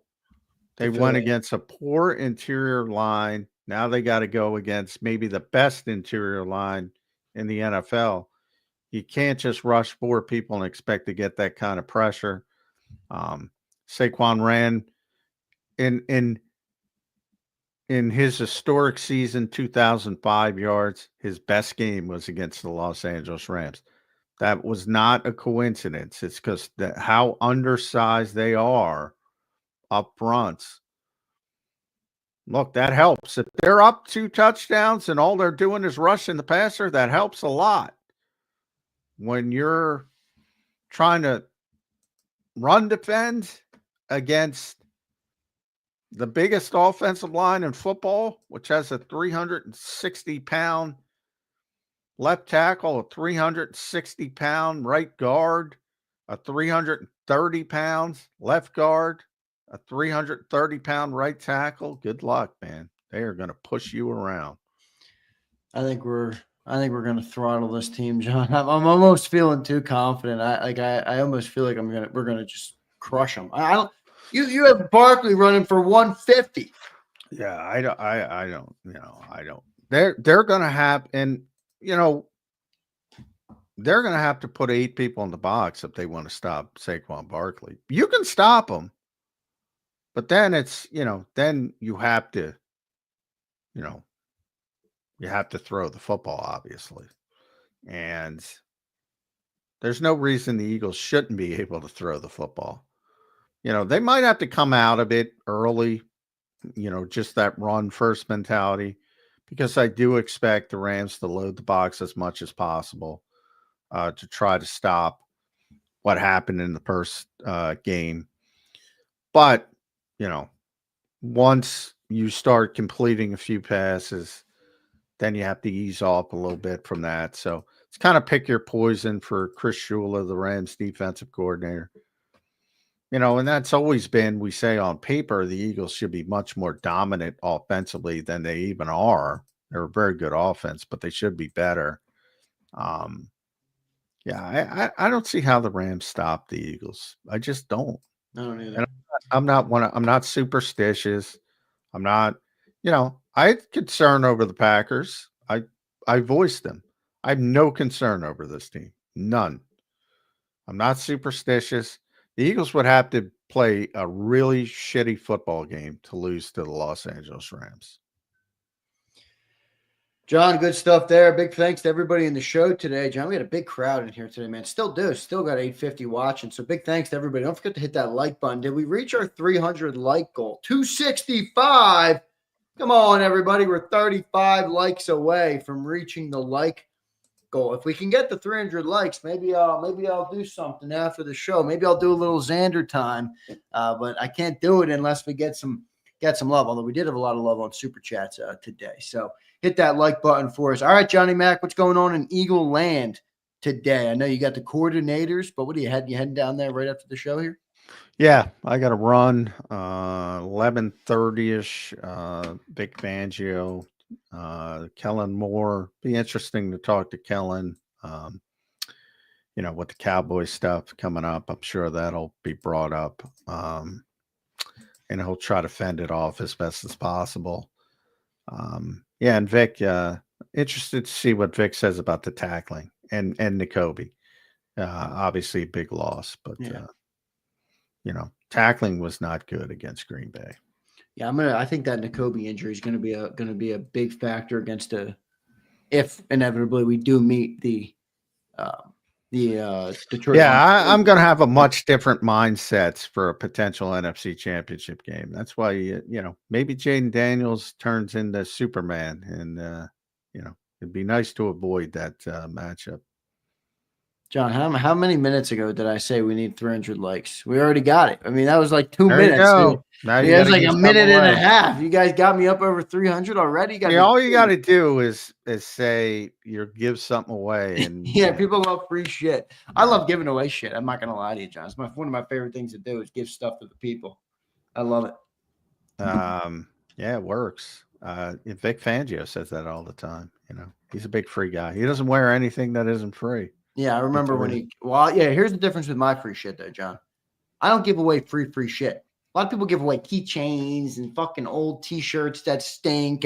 I'm giving away jerseys. I got Princess Diana jackets I'm giving away that are $400 a pop. We got starter coats. We got the best new era hats and caps. I mean, I'm giving away the salute to service. We're giving away good stuff on JAKIB. Most people don't give away good stuff. And if they do, it's maybe one time every year or whatever it is.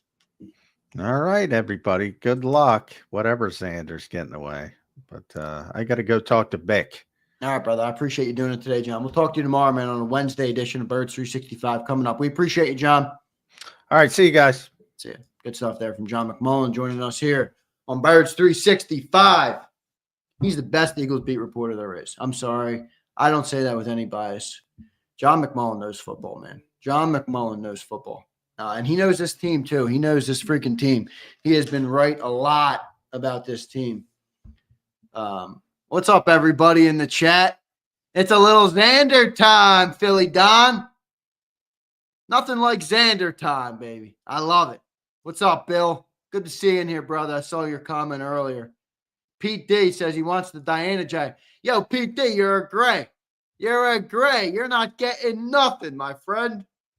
What's up, Chris? How you doing, brother? What's up, Izzy Big? Good to see you in here. Nad. What's up, Nad? I love Nad. It's amazing that one of our former hosts blocked out. Nad must have had 30 accounts blocked. You know. Nad, one of the worst mistakes I ever made was giving up the controls on the back end. I never gave them up fully, but somebody else had them. And Nad ended up blocked. Nad ended up blocked. Nad, that will not be happening again. You are appreciated and loved in the JAKIB chat. Bruce Banner says, Zander time. I'm due for something. All right, what do we got?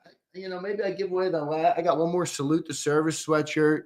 I still got a couple. Yeah, it was Rob. Correct, dang. Rob and I don't know if it was Tone. It wasn't really Tone. I love Tone. I don't know if Tone loves me anymore. I still love Tone. I loved working with Tone. He was a great guy. It wasn't Tone. It was Tone at the direction of Rob is what it was.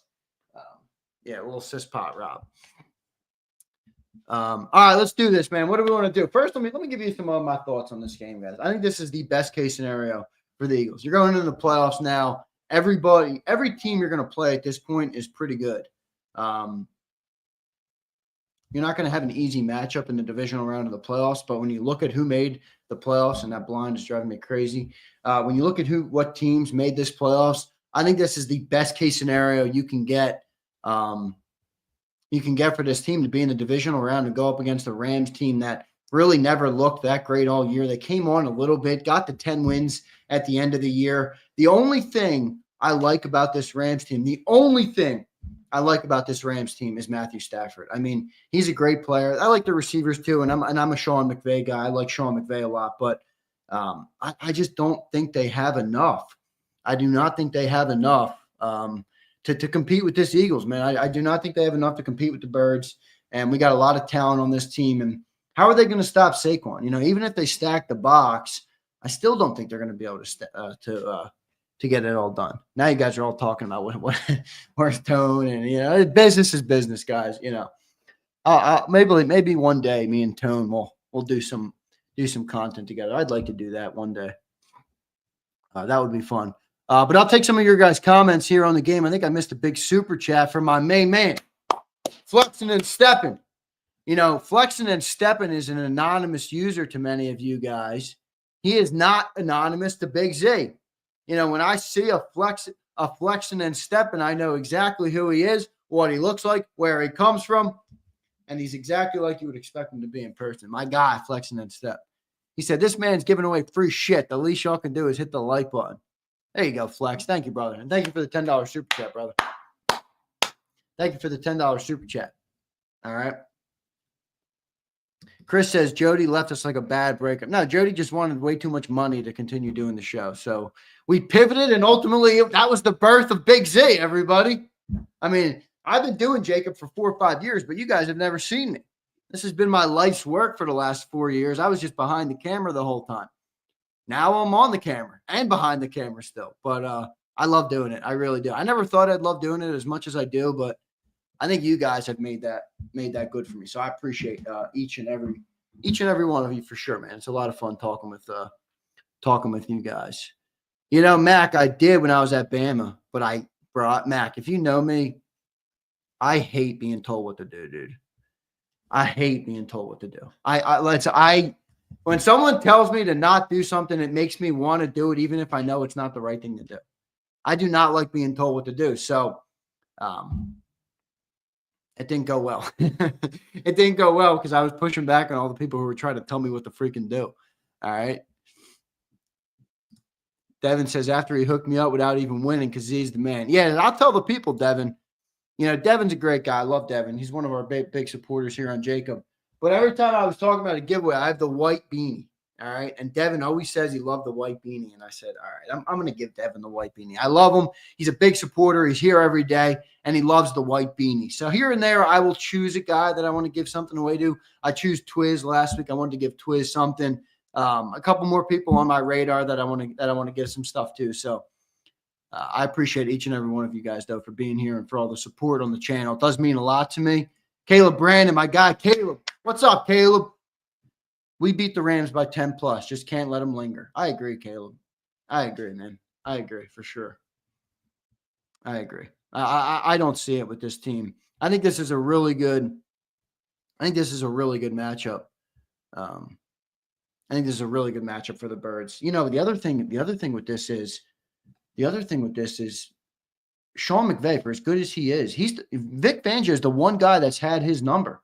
And he's kept Sean McVay kind of in prison. And he hasn't allowed him to be able to run his offense freely and openly. He's struggled against it time and time again. He struggled against it, I thought, in the game earlier this year. What was that, week 10 or week 11? I don't know what game that was when we played the Rams. I know it was a little bit later in the year. So it was a very good matchup for the Eagles, and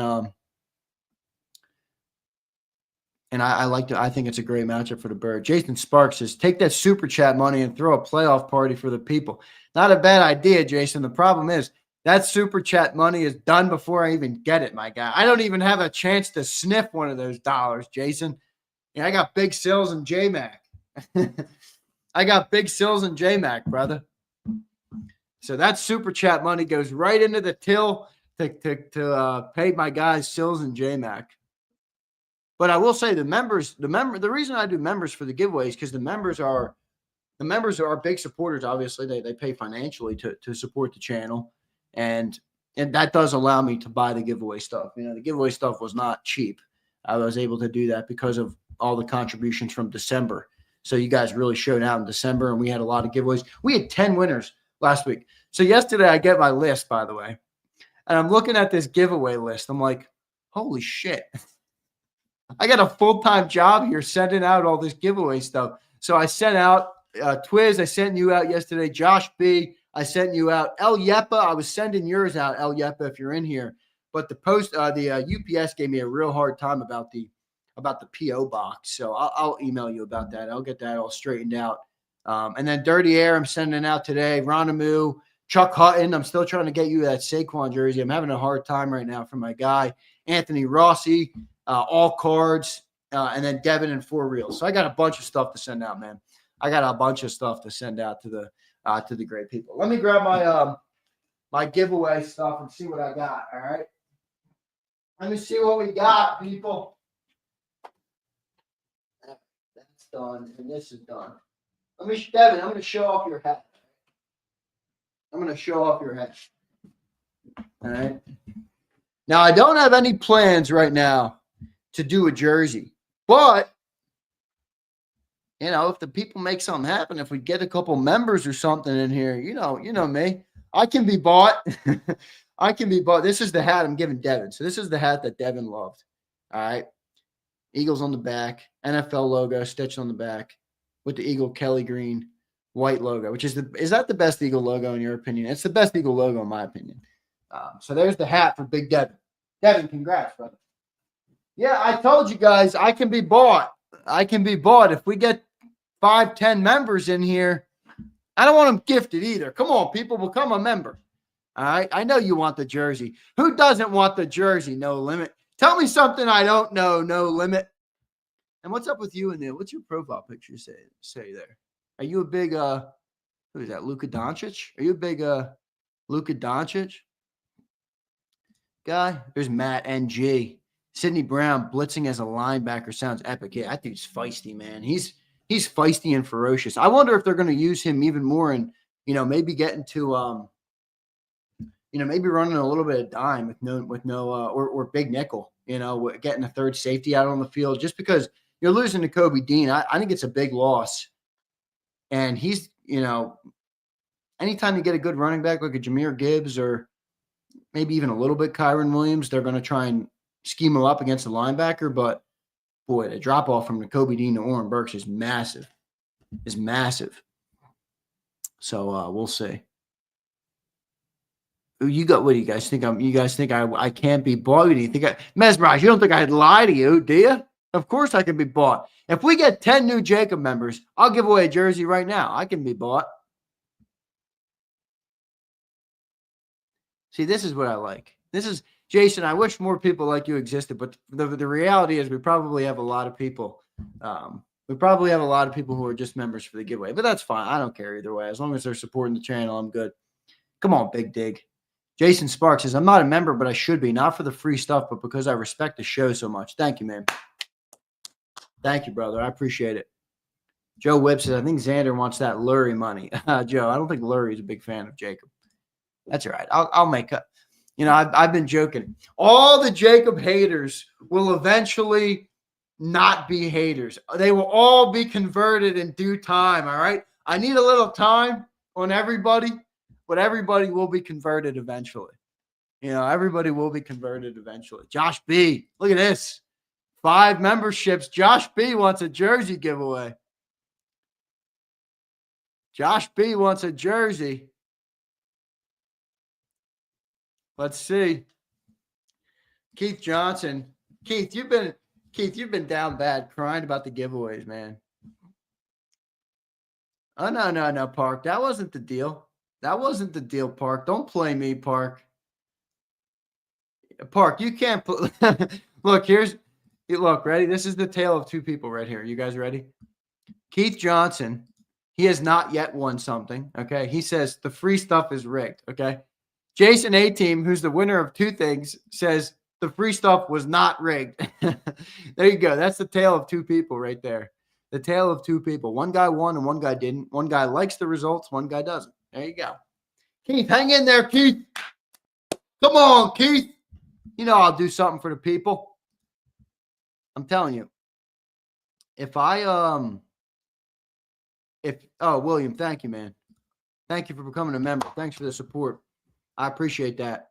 I always say that if you guys stick around with me long enough, all right, I don't know how long it'll take, but the goal would be to get everybody something. All right. Every member I'd like to take care of. Now, unfortunately, I can't, like I said, I don't got a money tree. As beautiful as my studio is, there's no money tree in here, man. There's no money tree in here. All right. There's no money tree in here. But I will say, not to toot my own horn here. Okay. And I'm not trying to do that at all. But it would be one thing if I had a pile of free shit to give you. Or like we gave away some stuff last year, like, with all due respect to Hooters, like free Hooter shirts. Like, that's cool, but like, you guys don't want that shit. You guys want stitched Kelly Green jerseys, You want Princess Diana jackets. You guys want Eagle merch and hoodies and hats. You guys want good stuff. And that's what I'm giving away. I'm giving away good stuff. I try and give it away for the people, man. Let's see what else we got. My guy, Jason Sparks, becomes a member. Guys, we're 4 away from a jersey, all right? 4 members away from a jersey. Who will become a member today? James Jones checked in. 27-13. Too much for the GOAT. Keep grinding, Zander. Too much for Rams. I got you. Yeah. Oh, so you got the Birds winning, James. James, how you seeing your matchup this week, man? You guys got a tough one. Man. That's a tough team, that Lions team. I've been talking about them. That's a tough team. Matt NG, I already read that. James M, there he is. James M says, I got to win something. My jersey I won from Big Joe was stolen. What do you mean, James M? What do you mean? I think you won the Devontae Smith jersey years ago. when Devontae Smith was drafted, we gave away 10 jerseys. 10 Devontae Smith jerseys in one round, one day. We gave away 10 of them, which in hindsight wasn't the greatest use of our resources, but James M., sorry to hear that. Jay Ronamu. Jay, I got to send out your jersey this week, brother. I'll be sending it soon. I'll give you the update. I might send it today if I get a couple free minutes here. Cooper DeJean, pick on Sunday. Yeah, you got the Cooper jersey coming. You got the Coop jersey coming, brother. I don't know. They're going to target Cup, so we'll see. Coop's going to have a chance. Coop will have a chance. Here we go. Uh-oh. Jason A-Team gifted 5 JAKIB Sports memberships. That means we're up to 11 new members. I will honor what I said. I will do a jersey giveaway today.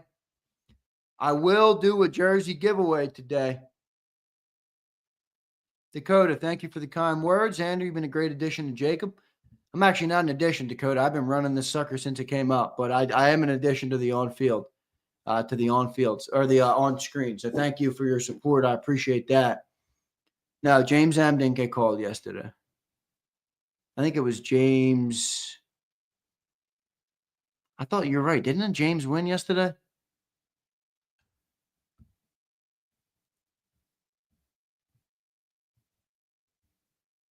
Hooter shirt. All right, here we go. Here's what I'm going to do today because we did get 10 new members. Actually, 11 new members. Can we get any more? Can we get any more new members? Here's what I'm going to give away today.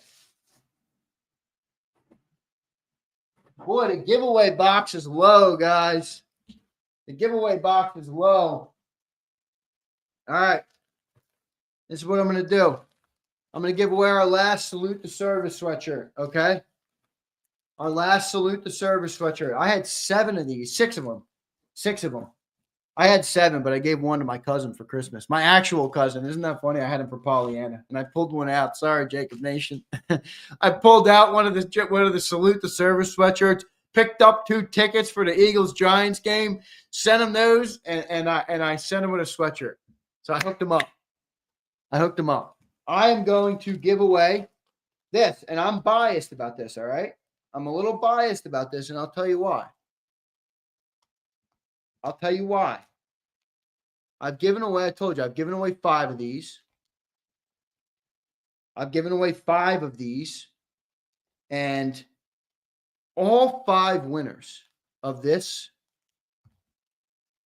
sweatshirt have been veterans of the U.S. military. So this is the Salute the Service sweatshirt. It's got stitched on the side. Wayne, I see you in the chat. So I'm not saying it's going to be vets only, but I would love it for a veteran to win. That would be epic if we go 6 for 6 on that. And then I'll give away this. I'll give away a Quinyon Mitchell jersey. All right, how about that? I'll give away a Quinyon Mitchell jersey. Tony becomes a member. If you're not a member and you want to be entered into the giveaway, I will share the link. All right, I'll share the link out. But I would love for a member to win. I would love for a vet to win the not a member, a vet. A vet to win the Salute to Service thing. That would be the best. El Yepa, there you are. El Yepa. UPS is giving me a hard time about your P.O. box, Yepa. I have to email you today. All right? All right, I got to email you, Yepa. I got to email you about that. I was shipping stuff out yesterday. Twiz. UPS gave me a hard time yesterday. They didn't want to send it to Yepa. And then they tried to charge me $50 for Twiz because Twiz lives in the middle of Bumblefuck, evidently. Twiz, you're in Bumblefuck. The guy at the UPS counter was like, dude, where are you sending this? I'm like, it's one of my great supporters on my channel. What are you talking about? He's like, well, he lives in Bumblefuck. It's $50. I'm like, okay, I'm going to go to the post office. No, not US. I went to USPS after because Twiz was in Bumblefuck, man. Hilarious, Twiz. There he is. What's up, Twiz? Appreciate you, brother. I appreciate you. No, Emrace, it's not. I'm sorry. It's not. The post office is GOAT. It's not. It's not. It struggles. Believe me, I've shipped out a lot of stuff. UPS is more expensive, but they're much better. They're much better. I must have spent $500 on shipping this stuff. We've had what? How many winners have we had on JAKIB in the last month?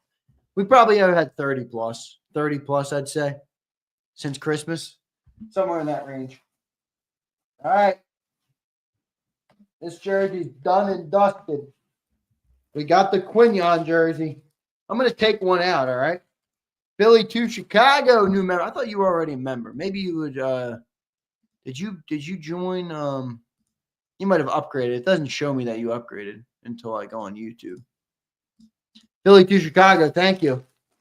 People want a Kango giveaway. Not happening. Not happening. Not yet. Not yet. All right. Not yet. Jason 18 has a Quignon jersey that I gave him. Dude, these are nice jerseys, man. These are really nice jerseys. You can see this thing is brand new. All right, you can feel the hear it in there. Hear it in there. Woo! Look, it's still got the thing on there. Dude, these are nice jerseys. All right. Stitched up. These are game jerseys, man. These are not your Fanatics jerseys. Okay. These things are real freaking nice. All right. And this is what we're going to give away today. I have 2 of them. I'm not giving away both today, though. All right. You got to stay locked in with me. I'm not giving away both today. I will give away both eventually.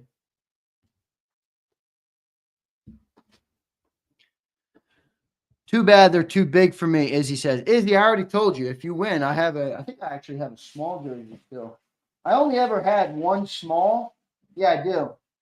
That's one of my last jerseys I have after the Quignon jerseys. I have a small AJ Brown.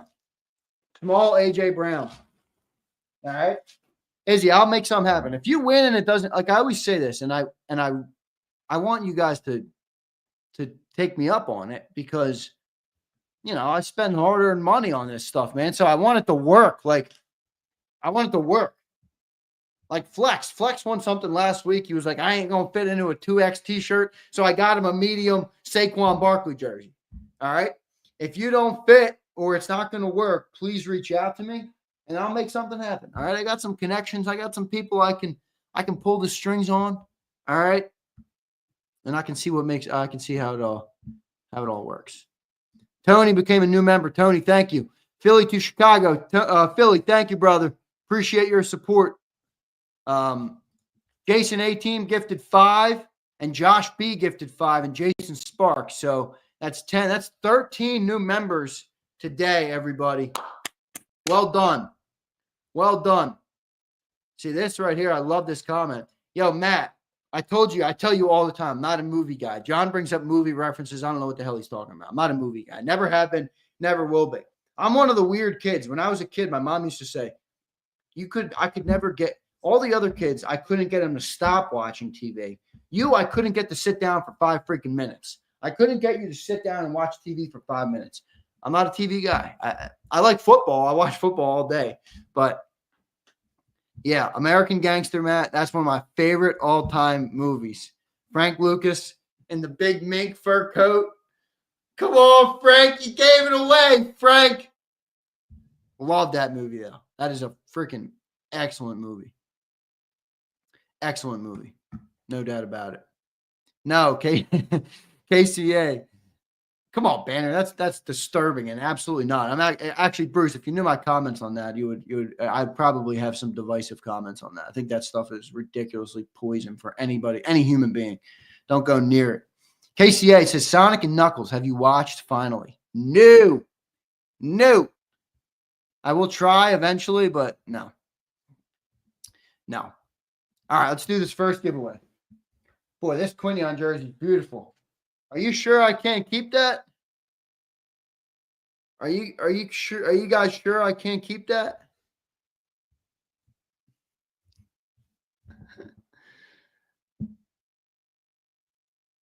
Are you guys sure I can't keep it?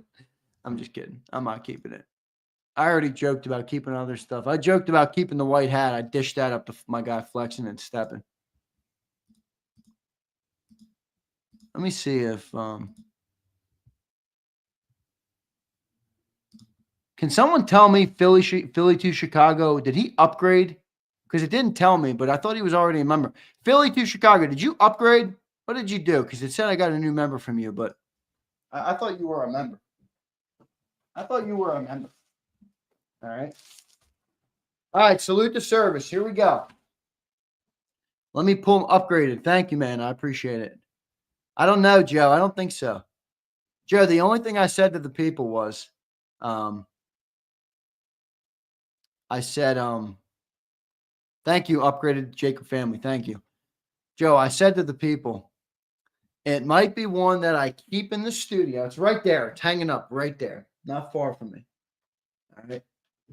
If I have the rest of my studio was a little bit more clean, I would turn the camera and show you guys. I might keep that till the parade. All right. If we win a parade, I might have to wear that to the parade. If we don't have a parade, I'll do something and I'll give it away. Eventually, I'm giving it away. Mac, I'm not framing it. I'm not doing any of that. I'm giving this away too, by the way. The Jalen Hurts thing. That is gone. All right? That's done. One of these days, in the next couple of weeks, I will be giving away that framed picture of Jalen Hurts. Okay? I ordered a big neon sign. I ordered a big neon JAKIB sign. And I will be putting that on the wall and moving around some of the other stuff. I saw some comments said, what's your new picture? The new picture right there, that is, can anybody guess what that is? Can anybody guess what that is? Come on, somebody's got to guess what that is. That's easy to guess. Come on, somebody guess what this is right here. JW says give AJ Brown. No, it's not the vet. Not the vet. There you go, Joe. I knew Joe Whip would get it. Joe Whip and who else got it? Dank Berggang got it. That would be the great Bryant Denny Stadium, where I have many great memories, okay? That is Bryant Denny Stadium in Tuscaloosa, Alabama. Flexing and stepping, fuck you. You're going O-H-I-O. If you guys lose to Notre Dame, I'm never going to let you hear the end of it because you guys should win that game. And also, you can't be criticizing your guy. I'm not a big Ryan Day guy either, Flex. But if you guys win a natty this year, you can't be criticizing him. You can't be criticizing him. Yeah, Anthony, I'm sending yours out, brother. I'm sending yours out. Thank you, man. Thank you for your support, Anthony. I still got yours. I haven't sent it yet, full disclosure to you. But I'm going to send that out today. You're the next on the list to send out. Thank you guys for getting the Bryant Denny. Yeah, we're in hard times at Alabama right now. Saban leaves and can't do shit anymore, I actually like that Ohio State quarterback a little bit. He's a local kid. I think he's from Downingtown, if I'm not mistaken. They got a lot of ties. That Ohio State team has a lot of ties to the area. I'm a St. Joe's prep guy, obviously. I think there's a couple of those coaches who was it their defensive coordinator who went to St. Joe's prep? They got a lot of ties to the area. So if you got no dog in the fight, I wouldn't be surprised if you rooted for Ohio State. I'm rooting for Notre Dame in the game. Obviously, I told you guys I'm a proud Catholic. I will be rooting for Notre Dame in the game. We'll see, though. Yeah, Halpin, he's Downingtown. That's right. I forgot. I thought that. Yeah, a lot of St. Joe's prep guys. Yep. And Chip Kelly. How about that? Doug? Chip Kelly is their offensive coordinator. All right, let me pull this member list. We still got 600 watching. 370 likes. Holy shit. You guys are killing it. Can we get to 400? 400 and I'll give away another hat. 400 and I'll give away another hat. 400 and another member. We got 14 new members. If we get to 15 and a 400 likes, Big Z's giving away a hat. So we'll have 3 giveaways. Oh, God, I'll be here till 11:30. I'll be here till 11:30. You guys know how Zander time goes. All right, let me pull this member list. I'm pulling the member list. Download. Nope, don't want to do that. Here we go. All right, fresh member list. Dakota's in there. Jason Sparks, thanks for becoming a member, brother. I appreciate that. Sasha became a member earlier today. Philly to Chicago, upgraded the JAKIB family. Thank you, brother. Tony became a member. Thank you, Tony. I appreciate that. Show Nuff's in there. Appreciate all you guys, man. Josh B. I didn't know you upgraded the legend member. Thank you, brother. Thank you, brother. I appreciate that. All right, here we go. Here we go.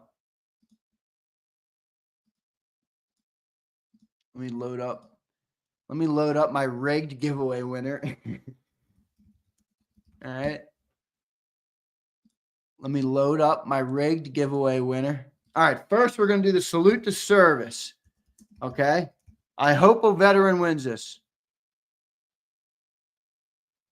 I hope a veteran wins. You must be a member and you must be present to win. Izzy B's been a member for about 2 hours and she wants to win every giveaway. Izzy B, be patient. I always tell it seems to be a thing with all the women in my life. I have to tell them to be patient. All right. Patience. Patience. Patience is a virtue. Patience is a virtue. All right, here we go. I got my list pulled up. Patience is a virtue, everybody. Patience is a virtue.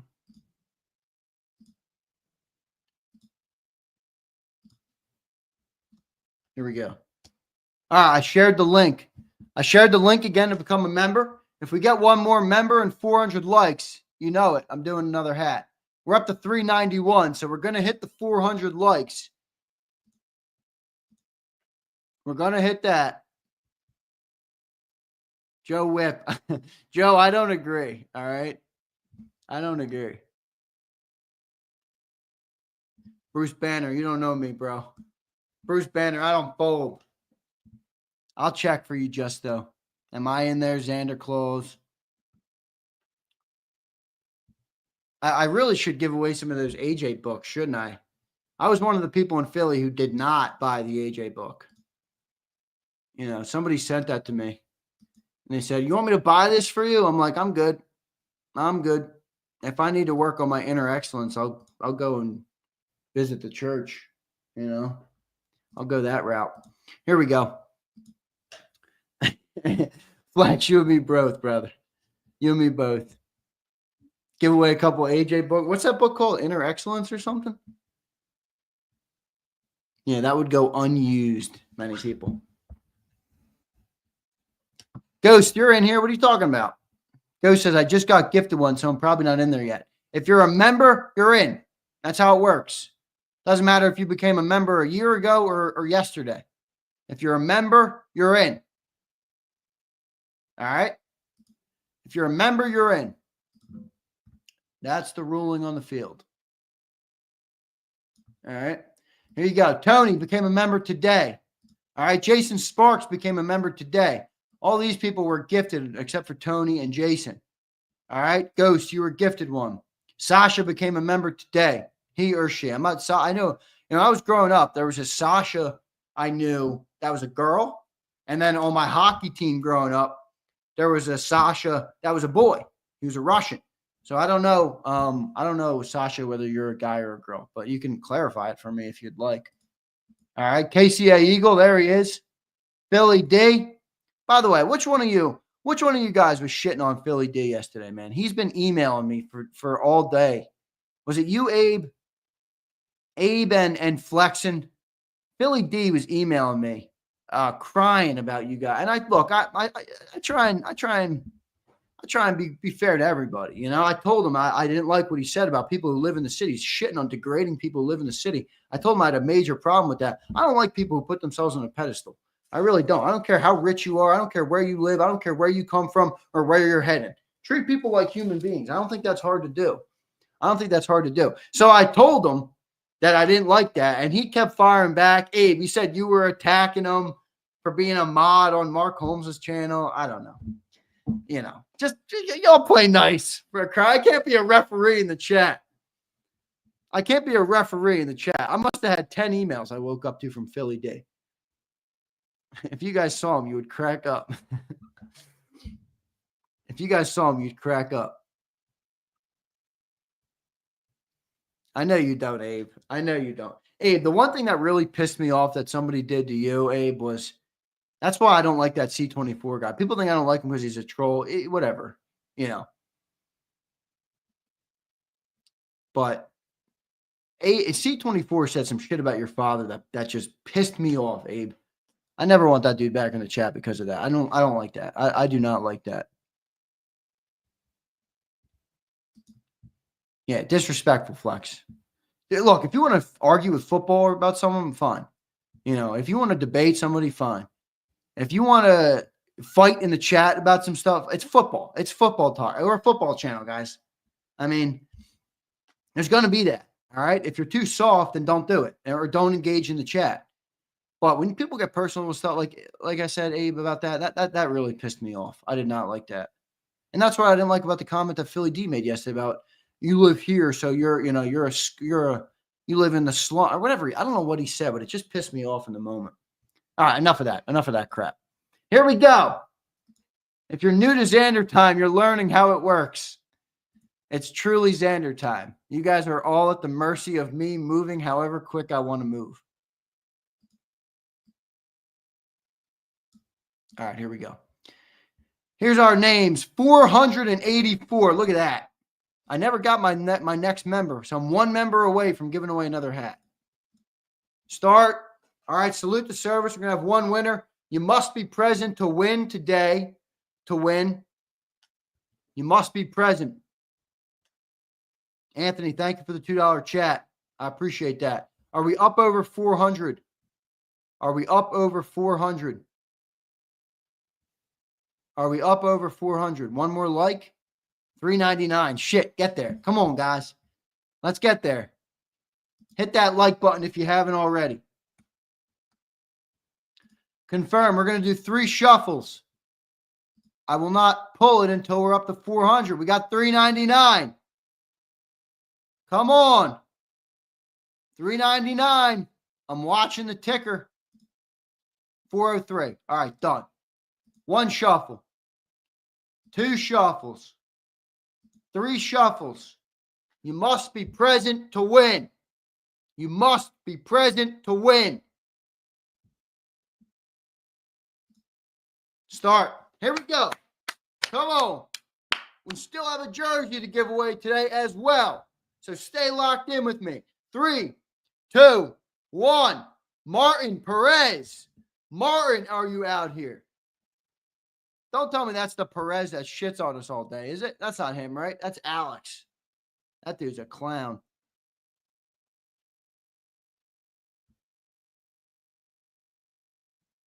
Martin Perez, are you here? Is he here? Look for Martin Perez. Cam, I love you too, brother. I love all the great people of JAKIB Nation. Is Martin Perez here? I thought I saw him. I was going to say. I thought I saw him earlier. Philly 559, I love you, but you're a gray. You're a gray. And you have no chance at winning if you're a gray. Martin Perez, are you here? Next man up. Next. Somebody said he in jail. I don't know why they said that. Get him out of here. That's my favorite comment from Flexes. Get him out of here. All right. We're moving on. Martin Perez. Martin Perez, are you here? Later. Later, Perez. All right. Start her up. Start her up. Uh-oh, my mouse is breaking. Confirm. 1 shuffle. 2 shuffles. 3 shuffles. All right, I'm going to make you wait one more second. I love making you guys wait. Pretty funny. All right, here we go. Let me share this. Come on. Josh B gifted the membership. He wants the hat. I love it. We got the membership. Who is it? Susan Travers got gifted it. All right, let me put on members only mode now. We are going into members only mode. Members, if you are a gray, you're out. Ed, you're out. Big Dig, you're out. Big Dig says, I'm not going to kick him. Too many left to stream. Either way, you're in or you're out. Grays are done. Man in Black, you're not a member anymore. Philly 559, I appreciate that, brother. That's more important to me than you being a member. I appreciate you being here and staying locked in with the content. All right, here we go. Start. Come on. Come on. 5, 4, 3, 2, 1. Dave Edwards. Dave, come on. I know Dave. Dave is on my Twitter all the time. Come on, Dave. Come on, Dave.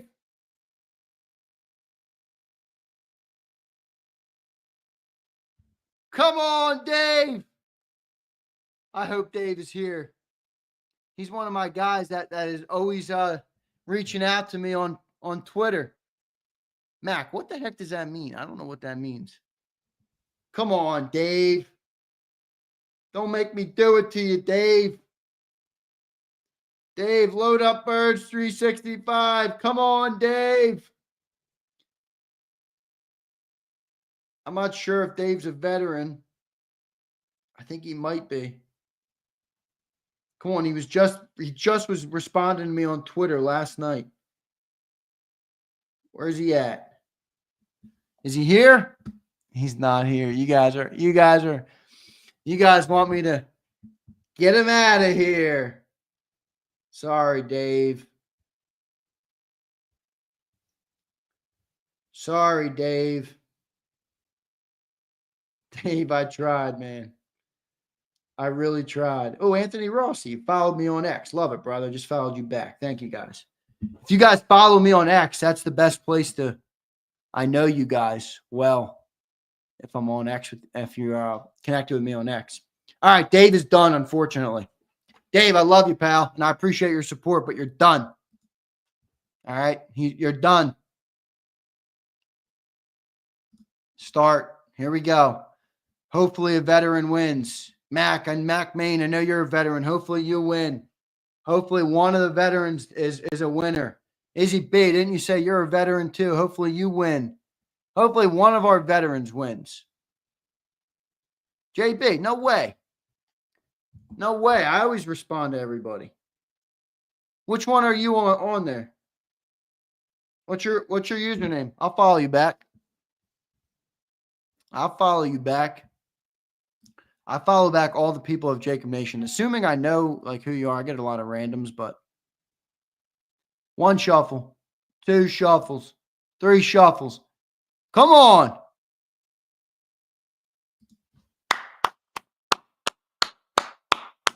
Six, 5, 4, 3, 2, 1. Billy Matt, 24C. This guy was used to debate with me about Kellen Moore in the chat. Come on, Philly Matt. Are you here? Dullahan's a vet. Love it. Justo vet, 22 years. Thank you for your service, brother. Army, 88. Awesome, Justo. Oh, JB, Eagle. Sorry, brother. I'll check it out, all right? Bino 2983. I'll check it out. Is Philly Matt here?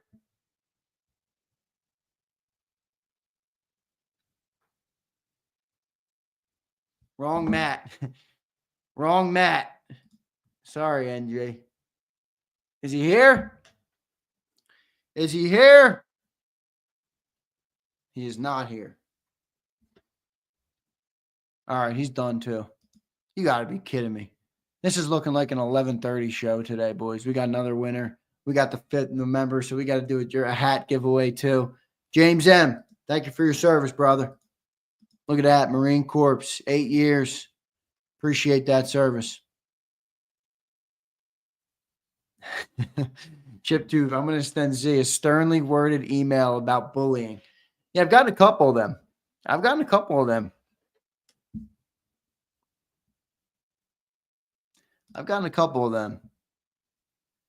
Chances do an X giveaway. They don't work very good. That's the problem with them. Confirm. 1 shuffle. 2 shuffle. 3 shuffles. Come on. Yeah, I really have to be the dad in the chat. Like, I can't monitor every chat. There's thousands a day. 3, 2, 1. Ricky Gocknauer.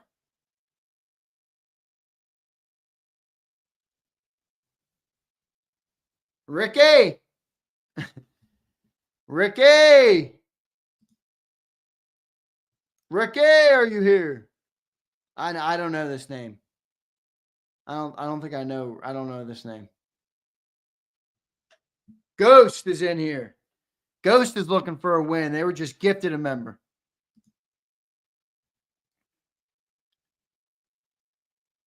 Ricky, are you here?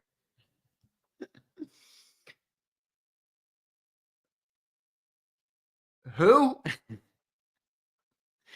JAKIB Nation's low-key hilarious.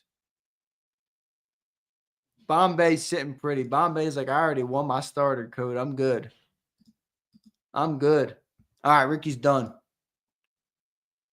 If I win, I'll gift it to a veteran. Now, that's cool. Now, Ghost, if you do that, you know I'll hook you up with something too, obviously. I'm not going to let you go empty-handed. All right? Ricky, you're done. Ricky's on the phone with Diddy. Mac Main says. Confirm. Come on, I got a rapid fire. I got some work to do. All right, here we go. Ready? There's Jalen Hurts burner. He was ripping into my guy James Jones earlier. I love James Jones. I don't care that he's a Commander fan. He's a big supporter of the channel. 8, 7, 6, 5, 4, 3, 2, 1. Chris Albright. I feel like Chris Albright's here. Wasn't Chris Albright here earlier today? I could have swore Chris Albright was here earlier today.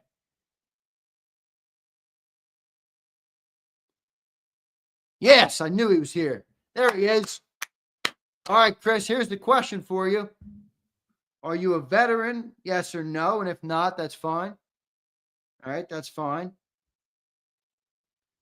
And will a large, yep, it's a large. Will a large work for you, brother? But I'm not a vet, so I want to gift it, he says.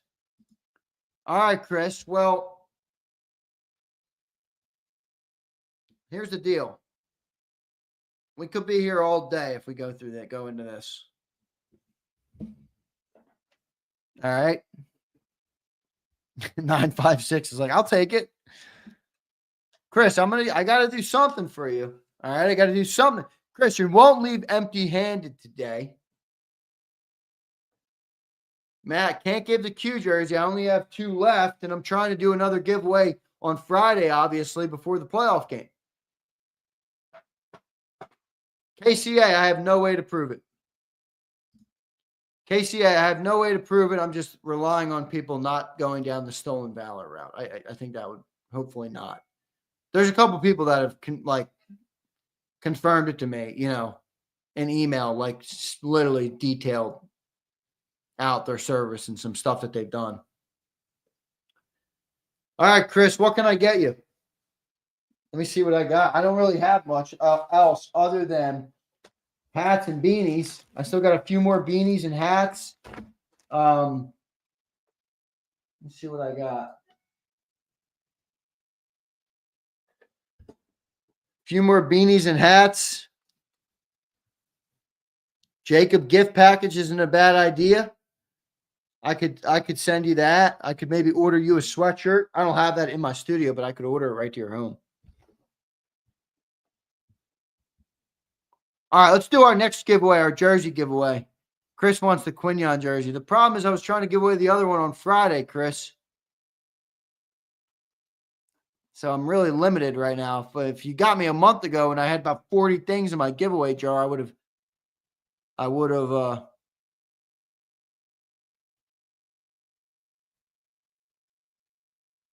give him stop.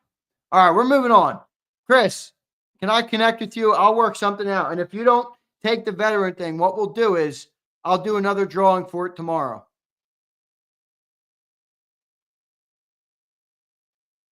All right, I'll do another drawing for this tomorrow, but I'd like to coordinate with you, Chris. Okay? Chris, please email me here. I'm going to put my email. Or if you're on X, DM me here. Or on Instagram. You can DM me on Instagram too. All right, I'll do a new winner tomorrow. Chris, do you have X or Instagram? Or my email's there. You can email me. You're more than welcome to email me. There's my guy, James Jones. What's up, James? Good to see you, brother. Chat on chat crime. We got chat on chat crime every day. Chris is a good dude. You can tell. He immediately is like, give it to a veteran.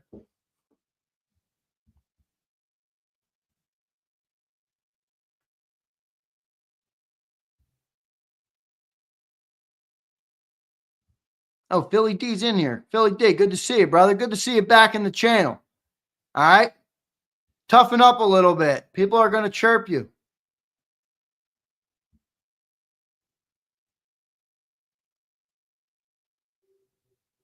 Dakota, potentially, but it's got to be something good.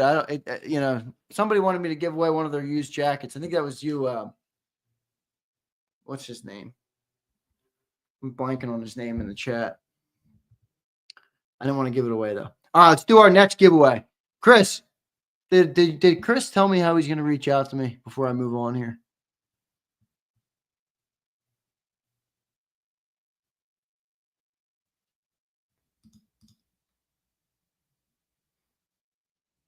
No, I'm not giving away a used hat. What a crazy take.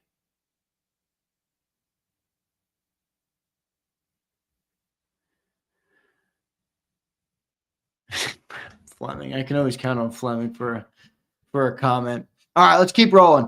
All right, it's time for the Quignon winner, okay? It's time for the Quignon winner. It is time for the Quignon Mitchell jersey winner. Actually, wait. Okay, Chris, email me and I'll work it out with you. Actually, let's do the hat first and then we'll do Quignon. Quignon's the closer deal. Quignon's the final act. Hat winner. All right, you gotta have your pick, okay? I have a beanie or a hat. Take your pick. Take your pick.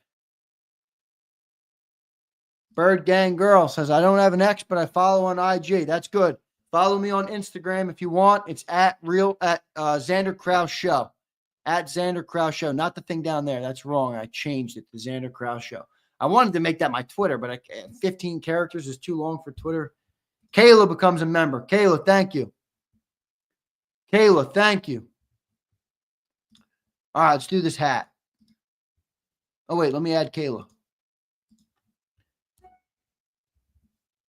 Kayla B. The Q jersey is a large. Yes. The Q jersey is a large. Jason A-Team says a lot of women lately. Yeah, it must be Big Z. I'm just playing. I'm just playing.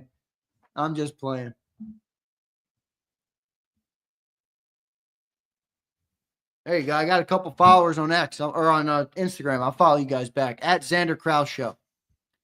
At Zander Krause Show. Let's do this hat. All right, I got to run, so we're going to low on time here. 1 shuffle. 2 shuffles. 3 shuffles.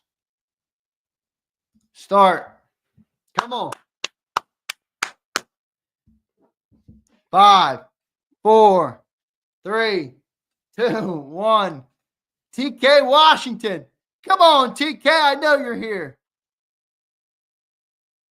Come on, TK. He's been clamoring for a win. Come on, I know he's got to be here. He's been clamoring for a win.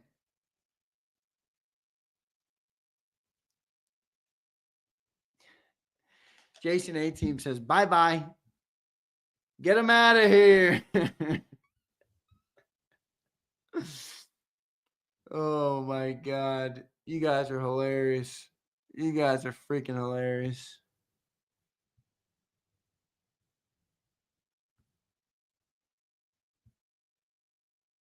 Dakota, Big Z brings that young sauce to the show. I like that comment. It's a good comment. This is a good comment. Like moths to a flame. Joe Whip, you're telling me, man. Been my whole life that way. Been my whole life that way. Dang, I'm upset for TK because TK's always in here like today's my day. Today's going to be the day I win. Today's going to be the day I win, and he's not here. Next time you guys see TK in the chat, you tell him he lost, unfortunately.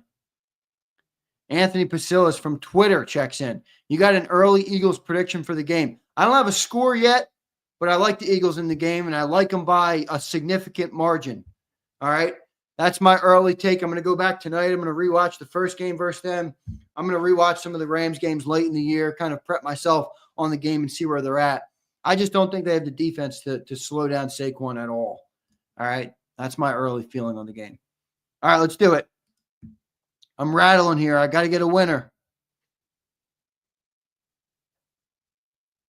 Confirm. 1 shuffle. 2 shuffles. 3 shuffles. Start. Anthony Pasillas, thanks for the time. Anthony, thank you for your support. That's more important. Thank you, brother.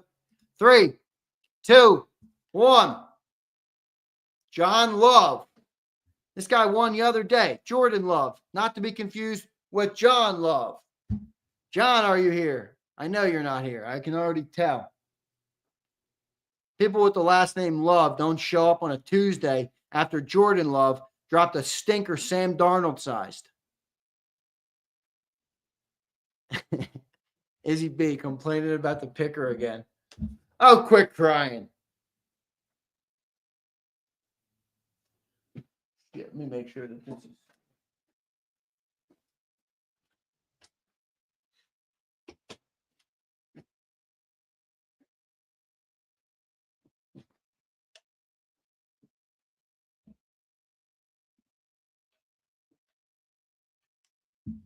Not here.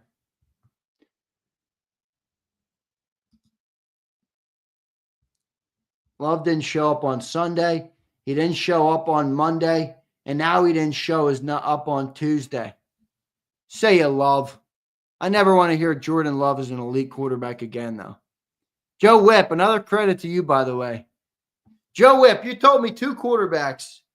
You told me earlier on. I want to say like week early on Darnold, and then, I think it was like week 11 or week 12. You said Darnold and Jordan Love. Those are the 2 quarterbacks, Joe, you told me. Well done by you. Well done by you. Correct on both accounts. Here we go. Let's get this hat winner here. TK, I'm upset with you. I wanted you to win. 1 shuffle. 2 shuffles. 3 shuffles. Start. We've all been saying Darnold could turn into a pumpkin at any moment. All right. 3, 2, 1. Anthony Rossi. No, Anthony. I already have something to send you. Actually, I could do it. I could add it. The people who are going to, oh my God. The people are going to be so mad. Come on. Let the chat start coming in. Anthony, are you here? The greatest ROI in the history of ROIs.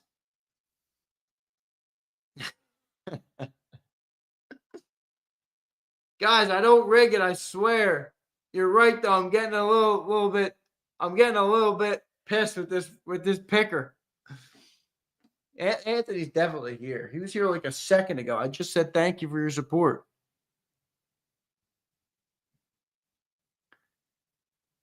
I'd like to donate to another vet. There he is.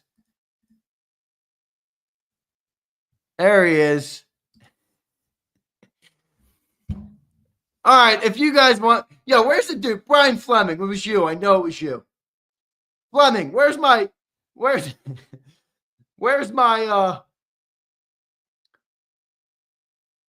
the thing you said you were going to code me? Anthony, I'm going to pick a new winner, all right, brother? I got to send you your salute to service shirt or your sweatshirt. All right. You guys can go on and play with this clicker. It's on Google. It's freaking free. Go on and play with it if you think it's rigged. You can click through the same thing I'm clicking through. I got my list of names. I shuffle it up a couple of times, and I click fire. What do you want me to do? Start. Good night. Abe, I can't win with these people. I can't win. 3, 2, 1. Jay.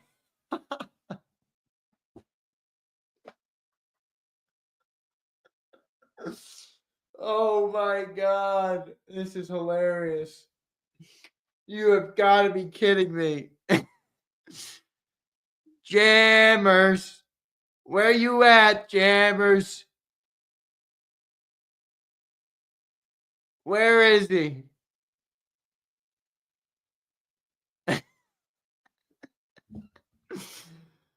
The greatness of James Jones. The greatness of James Jones. Come on, James. I know you want this Eagle beanie, dog. Look, at the end of the day, James, you're an Eagle fan. James, you're an Eagle fan. You may not think you're an Eagles fan, James. You're an Eagles fan.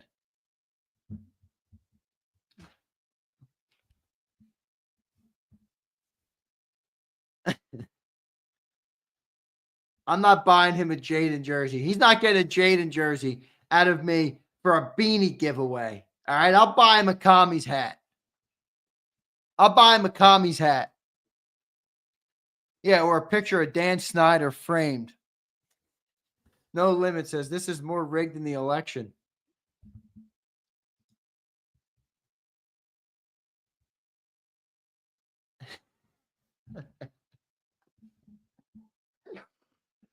You're not a Redskins fan, man. I don't believe it. James, I'm going to order you a Commander's hat.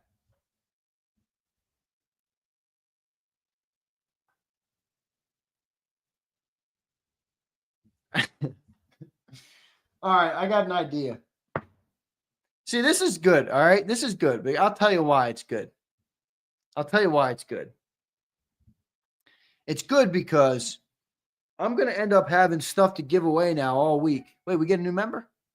Danny Mertz. Thank you, Danny. This is why it's good. All right. I'm gonna order James Jones a Commander's hat. All right. He can pick a beanie or a hat, whatever he wants. I'm gonna order it right to his house. James, please reach out to me. You are a valued supporter of this channel. Absolutely, James. No doubt about it. You're a valued supporter of JAKIB Sports. You are. Even though you're a fan of communist, you are a valued member here. All right. So, James, do you have X? I think you have X, don't you? James, if you don't have X, just DM me or email me. All right. Here's what I'm going to do. I had somebody win a Salute to Service sweatshirt that ultimately wants to go a different route because they're not a veteran. For this, we're going to be doing a new drawing for tomorrow. I had somebody win an Eagles beanie, but they're a communist fan. They're a Washington communist fan. So I'm going to give away that tomorrow. So we're going to get more giveaways, all right? Costing me money, but at least we're getting some new members in here. Vulnerable Vitality. Let's go Birds. I'll take the hat. There you go. Bro, Redskins fan won your contest. James, thank you, man. James, thank you. Izzy B. Doesn't matter. Just put the same names. Oh, my God, Izzy. Oh, my God, Izzy. All right, come on. We're doing the Quinyon Mitchell winner now. We're doing the Quinyon Mitchell. Matt, I thought you left hours ago. What's the matter, Matt? You couldn't leave? Does Big Z have you entertained? All right. Quinyon Mitchell.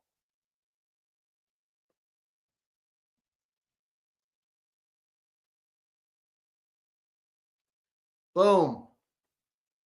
Look at this.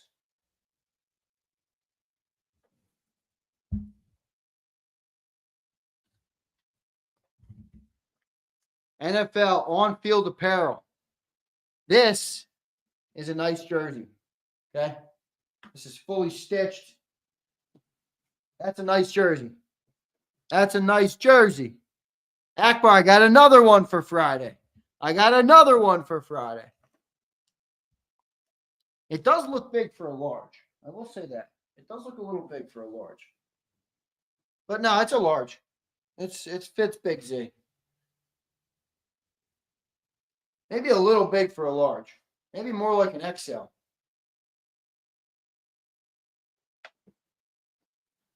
But it says large.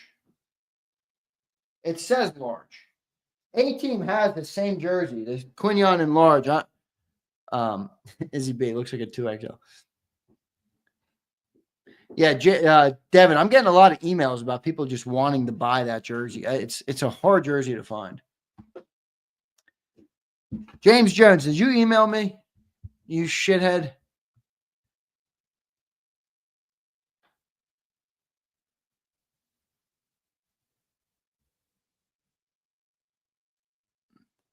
Twiz says, I want a damn beanie. Twiz, be grateful, all right? Game jerseys are $400. Joe, you're telling me. I'm well aware of this. Joe, this is as close to a game jersey as you will find anywhere. I promise you that. I promise you that. Stitched. It doesn't really show. My camera doesn't do it justice. This is a high quality jersey. Again, I told you guys, I'm not giving away free Hooter shirts. I'm giving away stuff people want. All right. Here we go. James Jones, have you emailed me yet? Or are you going to DM me? That's fine too.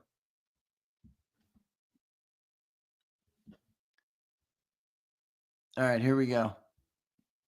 Yeah, I've been to NovaCare, Abe. I've been to NovaCare. When I was a youngster in high school, you know, all my buddies from a lot of my buddies from high school lived in South Philly. And we used to go, actually, funny story, with, you know, underage kids causing trouble. We used to go over by the fence next to NovaCare and drink 40s and Locos, baby. 40s and Locos. That was it. That was my finest memories at NovaCare. No, but I've been in the facility too. It's really nice. Man, I got a lot of good stories. I would only imagine I'm going to have more over the years too. All right, here we go. We got a new member after Kayla, didn't we? It was Denny Mertz. But I thought, did Denny upgrade or was Denny? No, Denny did not upgrade. All right, Denny's added. Denny Mertz, thanks for becoming a member, brother. You are officially entered in. You're officially entered in. Look at this asshole. Good story. Click the picker. Halpin, you're on my shit list for 24 hours. You're on my shit list for 24 hours. You're on my shit list for 24 hours. If you win, I'm rescinding your win. All right, you hear me? Nah, William, I'm not a beer guy, brother. Not anymore. William, I used to be a vacuum cleaner for beers in college. I am done with that. I do not drink anymore. James, I got your DM. Thank you, bro.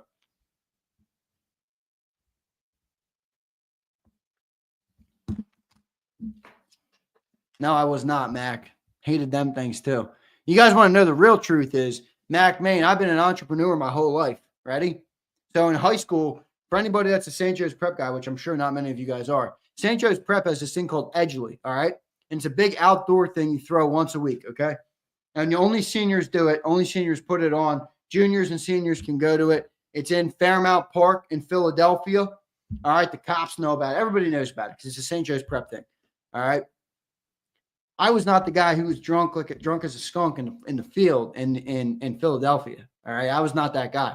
I was the guy who went down to Jimmy Tips on Broad and Cumberland, all right, which is now shut down. Broad and Cumberland.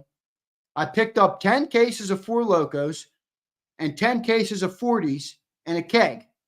All right. With my last $500 that I had in high school at 16 years old from delivering pizzas. I was a pizza delivery boy at 16. All right. Then I would bring it to the park. I would set it up in the back of my car.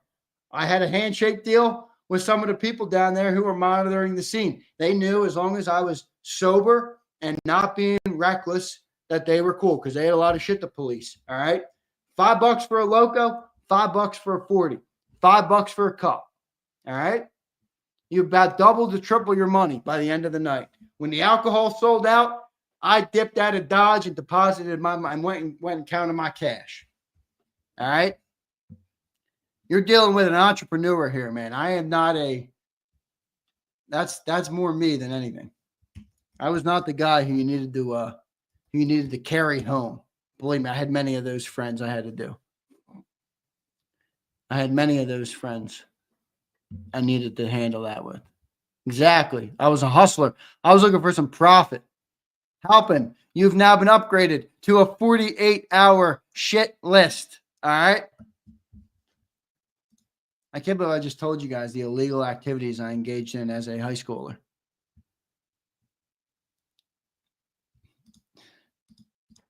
I was that guy though, man. It brings back good memories. Brings back good memories. I'd love to pull up some of those pics from high school. That was a fun time. I'm helping. Oh, look, you're trying to get it back on my good side. I'm a vet and a cop. You know what? Helping. The shit list is the shit list. The shit list is the shit list. Please, if they want to come get me for it now, they can, brother. Our dean of students at St. Joe's Prep there's an email list, all right? And they send it out whenever the school knew that there was going to be an Edgeley. Like there's some big ones every year. Catalina Wine Mixer's one. The one on like Halloween's a big one. The one on Thanksgiving's a big one. So the school would send out an email to all the parents of the school. Alert, there's an Edgeley tonight in Fairmount Park. Make sure you're monitoring your children. My mom used to say, just be safe. Just be safe, Zander. And I'm like, I'm safe. Don't you worry. Don't you worry. Don't you worry. Akbar, I love the neighborhood, brother. That's what I mean. Some people go, oh, Zander's going down to the city. I'm like, bro, I've been in every area of the city. I've been in every area of the city. 26, Izzy B, but I got more life experience, I would say, than most 26-year-olds. Here we go. Let's do this Quinyon Mitchell jersey. All right? Let's do this Quinyon Mitchell jersey. One shuffle. Where's Halpin? Is he still shitting on me? I'll be over. I'm taking you to jail. Good, Halpin. Come on in. Come on over. Come on over. No limit. There he is. 2 shuffles. 3 shuffles. Come on. Quinyon Mitchell. All right.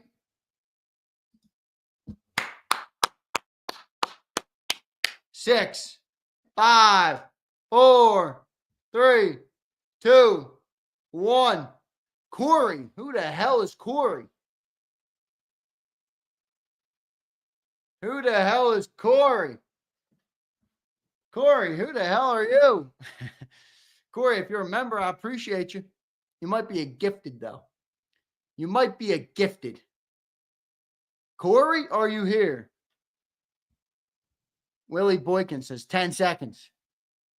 Who the hell is Corey? M. Halpin, you're on my shit list. All right. Corey. All that. That's the best comment. All that build up for Corey. Oh my God. Oh my God. I did, yo. I was a little bit upset at the pick. Yeah, Josh, for real, you do have to work very hard to get on my shit list. I love everybody. That might be a little wrong. I don't love everybody. I tolerate everybody.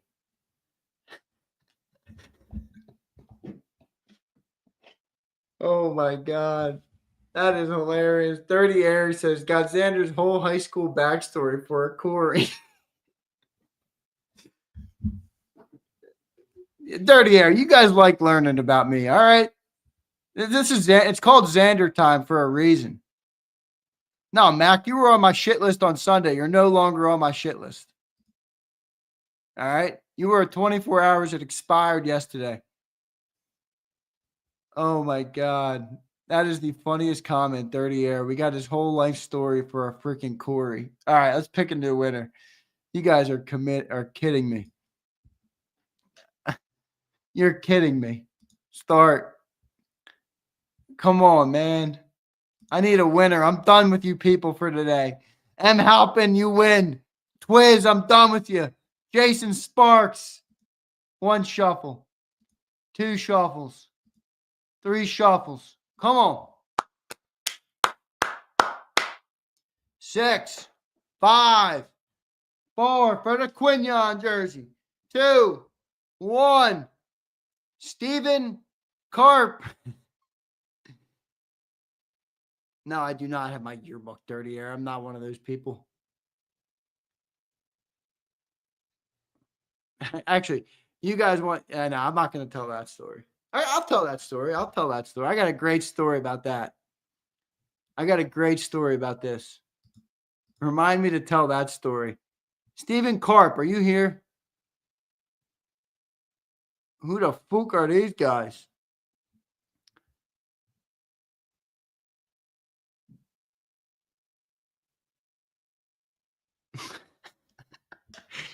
Akbar, that's funny. Stephen Carp. I don't know this name. I've never seen this name in my life. Must be a gifted. Yeah, tell the story so you can draw a Bobby. Yeah, Dirty Air, you're in rare form today. Dirty Air is on the opposite of my shit list today. He's cracking me up. Devin Parker. I got to carry my battery pack to work next time I participate in Zander time. That's why it's called Zander time, man. You don't know what you're getting. This isn't just like, 5 minutes, done. You win. Goodbye. Talk to you later. Flexing. At this point, it looks like I'm going to 1, dude. At this point, all right, Corey's done. Or Carp is done. Corey and Carp are both done. Oh, my God. Now my name got deleted. You got to be kidding me. You got to be freaking kidding me.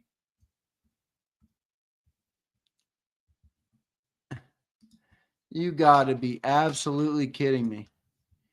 Quignon Mitchell jersey.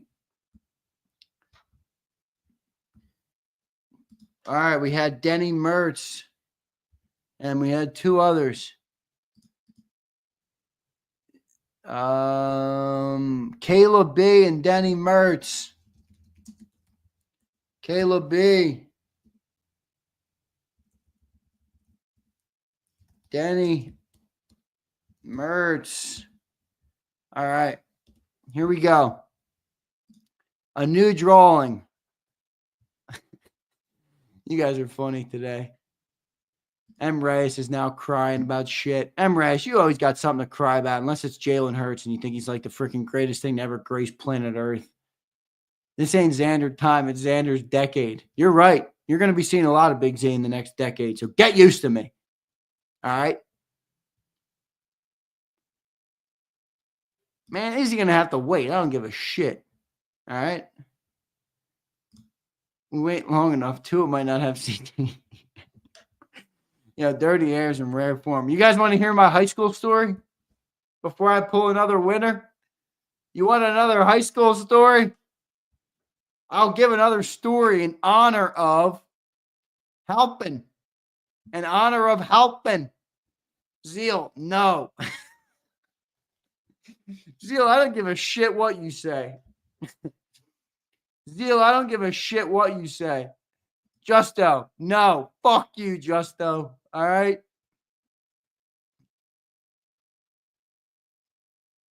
Not for another Corey.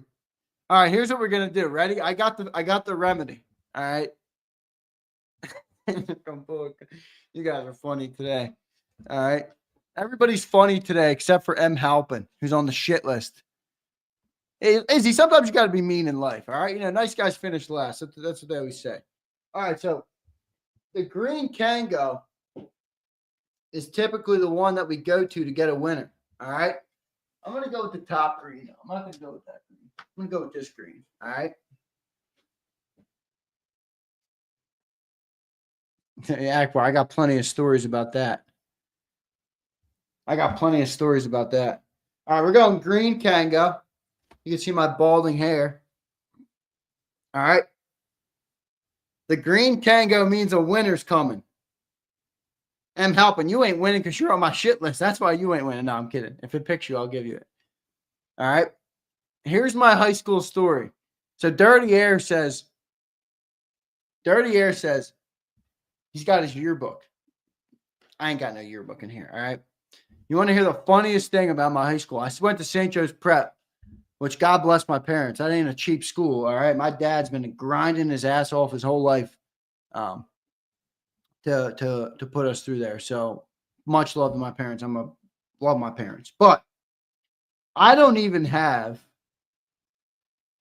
have my actual high school diploma. Okay. I graduated, but I don't have my high school diploma. Does anybody want to guess why I do not have the actual certificate high school diploma? Okay. Does anybody want to guess? I have the little thing that folds open and it's empty. There's no diploma in there. Does anybody want to guess why I do not have my diploma? No, my dog did not eat it. No, I did not fail. No, I did not sleep through graduation. No, I did not forget to return a library book. No, I did not miss my graduation. I went to my graduation. No, I did not sell it. Okay. I lost it to the Wissy Creek. No. Summer school. Nope. You forgot to go back and get it. That's part of it. That's the second part. Ran out of paper. Nope. Okay. So this era of St. Joe's Prep is now over. Okay. When I was a junior in high school, St. Joe's Prep instituted, because they're a private school and they could do whatever the hell they want. Yeah, I could go back and get it at any time. They told me that via email. All right. When I was a junior at St. Joe's Prep, they instituted a rule that was a drug test.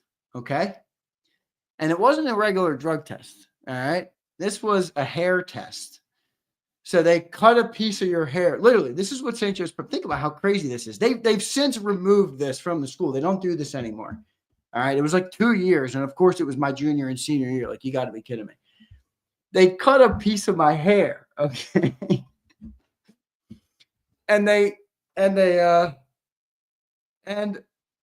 was random. All right. And senior year, Big Z showed up late in the morning, whatever it was. I don't know the reason. I wasn't the greatest student, honestly. I was a very smart guy. I got very good scores on my standardized test, but I did not do good in my grades. Maybe because I didn't like people tell me what to do. Yes, a hair test that happened. Wild, right? So I get the slip in my homeroom one morning, and I'm like, oh, fuck. I got the freaking hair test. You got to be kidding me. So I'm trying to figure out if there's anything I can do, and there's nothing I can do. So I just, all right, chalk it, walk in there, take my hair, go for it, take it. Well, no, they took it off my head. They took it right off my head, man. They said, all right, lean over, cut your hair. They took a couple of that. couple of pieces of my hair. Test results came back about a week later. They said, Mr. Krause, we're going to have a meeting with you and your father in the dean's office. Okay. All right. I'll see you there. They bring my pops into school and me. And they said, you failed this test with the highest concentration of THC we've ever seen from anybody we've tested. That's what they said to my dad. Oh, my God. The highest concentration of THC they've ever tested. My dad looked at him and goes, oh, my goodness. But my dad rode for me so hard. He's like, this is bullshit. You're suspended him. He's a good student, a good kid. Oh, my God. It was great. It was great. It was great. There's my story. So I had to pass a drug test before I could get my diploma. And this happened midway through my senior year. And I didn't cower to them. I didn't stop. I didn't stop. So they kept testing me and I kept failing, But if you guys know, a hair test goes back 90 days or whatever it is. I'm like, dude, well, come on, man. What do you want from me? So I was done. Yep. And I never went back and got my diploma. So I still to this day have an empty diploma. And that is my high school story for you guys. All right. That is my high school story. That is why I do not have my diploma. Now, if we don't pick a winner, we got issues. We got issues. Here we go. Just bleach that shit. Bruce, I didn't care enough, dude. I didn't care enough. Yeah, it's funny. You guys will eventually learn more about Big Z. It's happening slowly but surely. You guys are learning more about Big Z.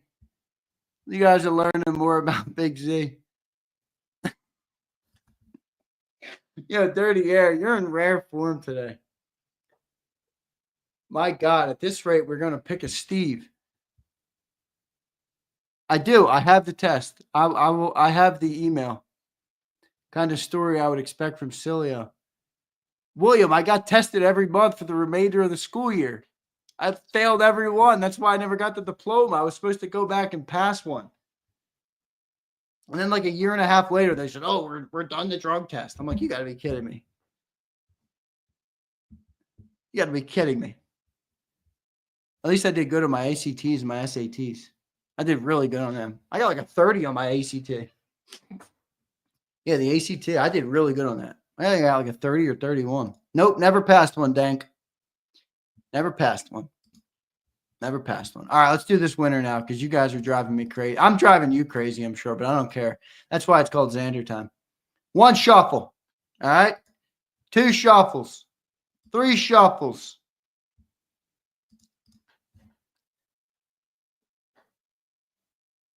Let's see. That was the problem. Yes, it was. ACT and SAT, but not THC. No, I never had to take a test in that. Stay off the weed. Who's that? Stephen A. Smith does that? All right, here we go. I already did the 3 shuffles. I thought this was on the screen, but that ain't it. Where's this thing? All right, here we go. All right, ready? Come on. I want a winner here. I'm done with this. Dakota, come on. Stop. I'm not high right now. That's ridiculous. 2, 1. Sean Mims. Sean Mims.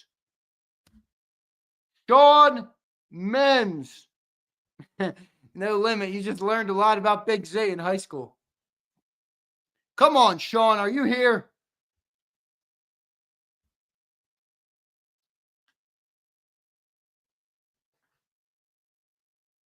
Come on, Sean. Sean Tyler Braswell. A $4.20 super chat. That's hilarious. I thought I saw Sean in here.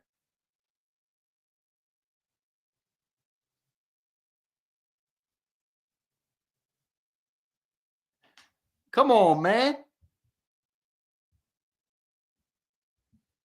No, I'm not. I'm not done. I'm not. I'm not at all. Evidently, we have a lot of people in the chat who are, though. I was joking. I'm going to make a weed edible called Cilioized and sell it to the people of JAKIB Nation. All right, Sean, you're done. Charles, there probably is, dude. I haven't looked hard enough, honestly. Cilioized. That's the name of the edible I will be releasing soon. All right. Who can connect me with a pot dealer? I might have to move to Jersey. I might have to move to Jersey because it ain't legal in PA yet.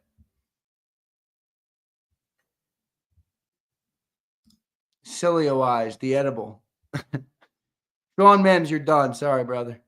I thought the green hat would be the winner, but it's not. How many people are still watching me? Oh my gosh, still 400 of you? I thought at least half of you would have been gone by now. I thought at least half would have been gone. Are there flex? I thought it was illegal still, isn't it? Good stuff, Izzy. Nice, Q. All right, here we go. Nope, that's not where I want to shuffle. 1 shuffle. 2 shuffles.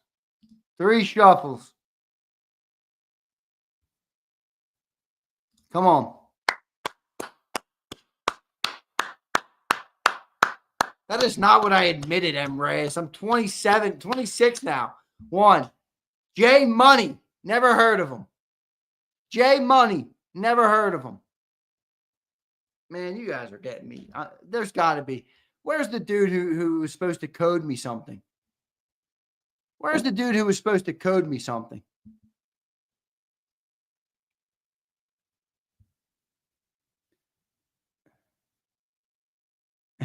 Chip 2. Quit crying.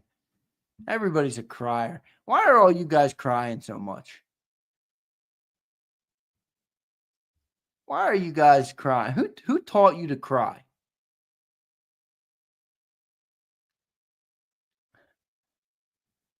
Who taught you to cry this much?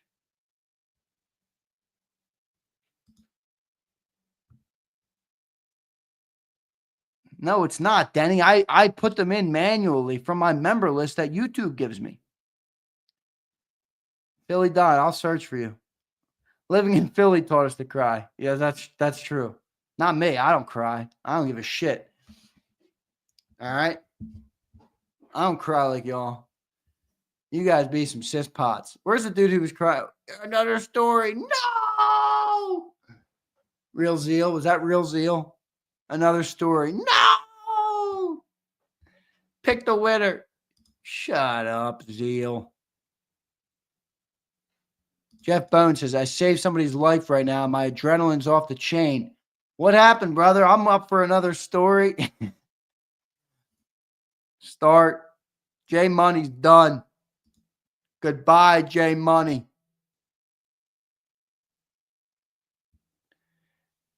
Tell another one, get these plebs out of here. That's a good take. It's a good take.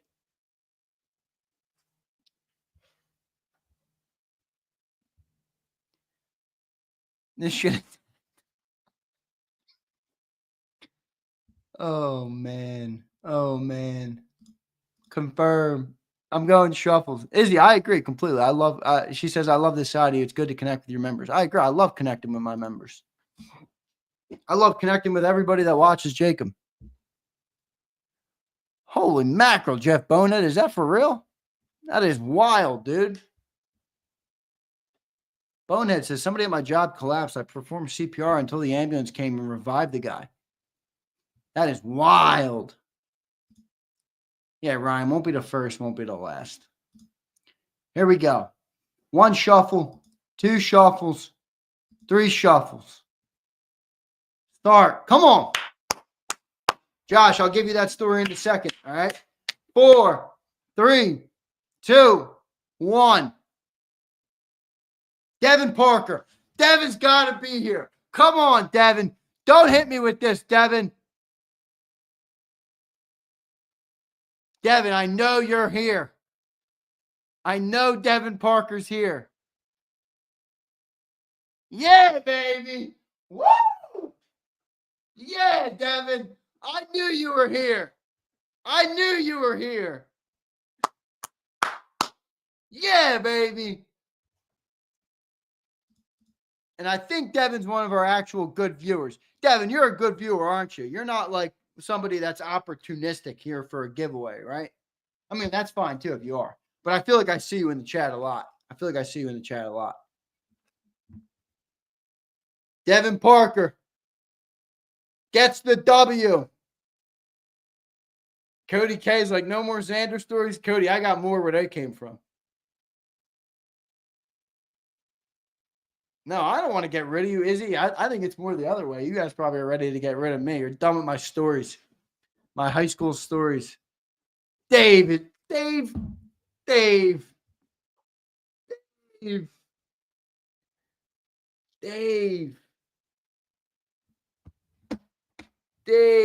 Somebody tell Dave. Dave, I was trying so hard to get you the win. Dave, you were picked earlier and you were not here. James M. Tune in tomorrow from 9:30 to 1 p.m. for story time, Z. Oh, that's true. Yo, Devin, congrats, brother. Congrats, man. Thank you for all your support. Thank you for watching. Thank you for being a member. Devin said, I can't listen daily. I listen to the podcast. Thank you, bro. I appreciate you. Thank you so much for all the support. And congratulations on winning.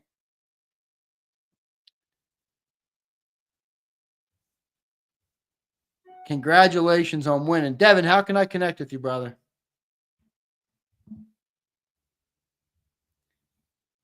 Dakota. I like Dakota. Dakota, are you new on the channel or no? You might have been here for a while. I don't know. I feel like the name is new, though. Where's my guy, Devin? I like story time. Need your email. I'm sending it.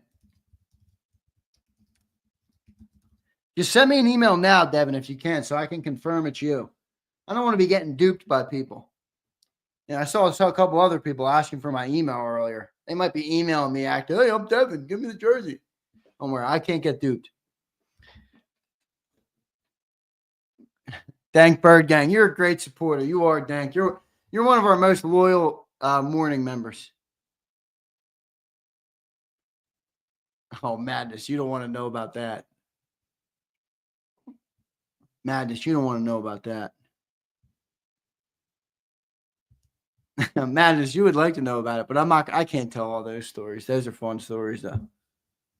Dakota says, I'm a new member, but I've been watching for a couple years. Awesome. Thank you for your support. I appreciate it. Yeah, Izzy's going to be playing Devin. Hey, it's Devin. Send over the jersey.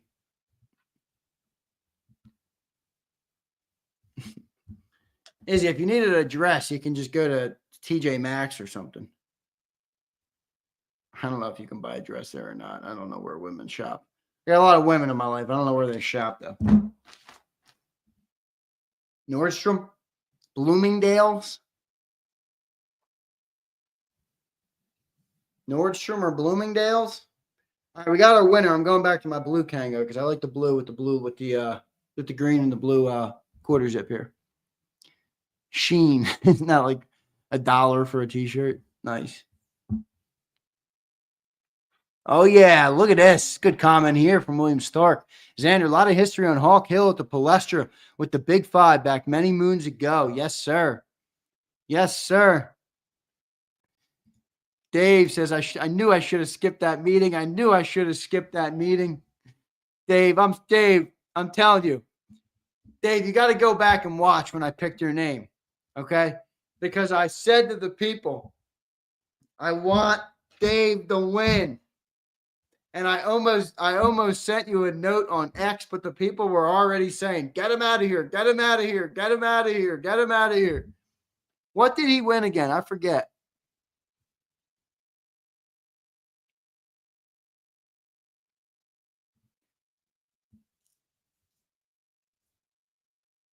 I got to hook Dave up with something. Oh, nice. Nice, Dakota. I love those guys are great, man. Those guys are great. I'm a big fan of both of those two guys. They have a different style of content than us, but they're great, man. They really do a good job. And you can tell how quick they grow. There's a big market for that type of content. Madness says, Zander, give me a JJ Arthega-Whiteside jersey.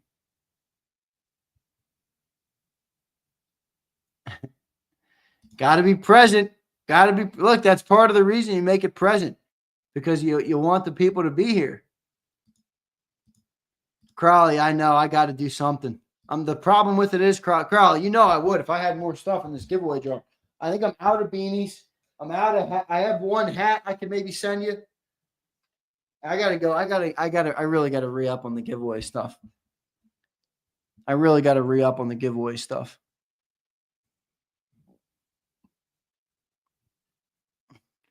Ryan's out here spitting game in the chat. It's like, oh, Devin, let me check.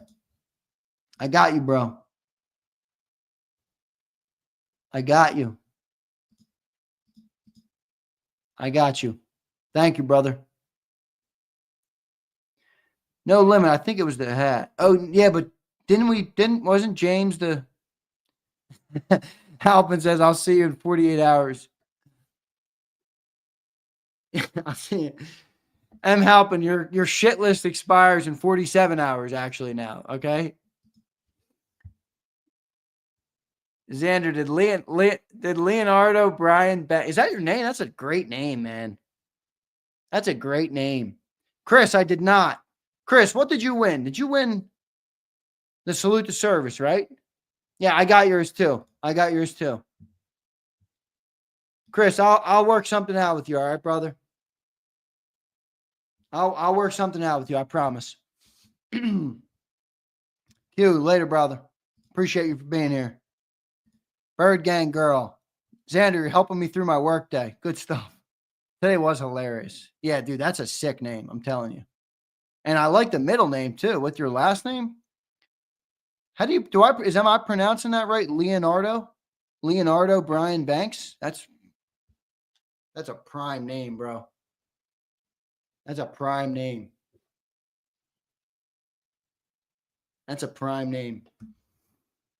All right.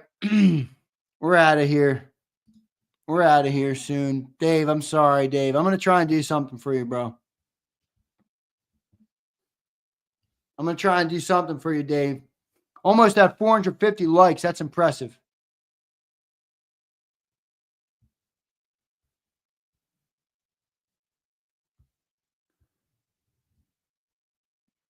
Dakota Storm Warren. Ryan, you're the ultimate hater. Ryan, how the F do you not know how to spell Leonardo?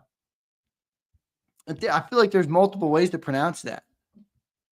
You know, my mom is 100% Italian. I come from a deep-rooted Italian family. I had an Uncle Leonard. I mean, there's a lot of, come on. Yeah, Akbar, Johnny Mac was on point today. All right. Akbar, Johnny Mac was on point today. So definitely a show worth rewatching the whole Open. If you didn't, whole 2 hours is really good. Thought Chris Franklin was good.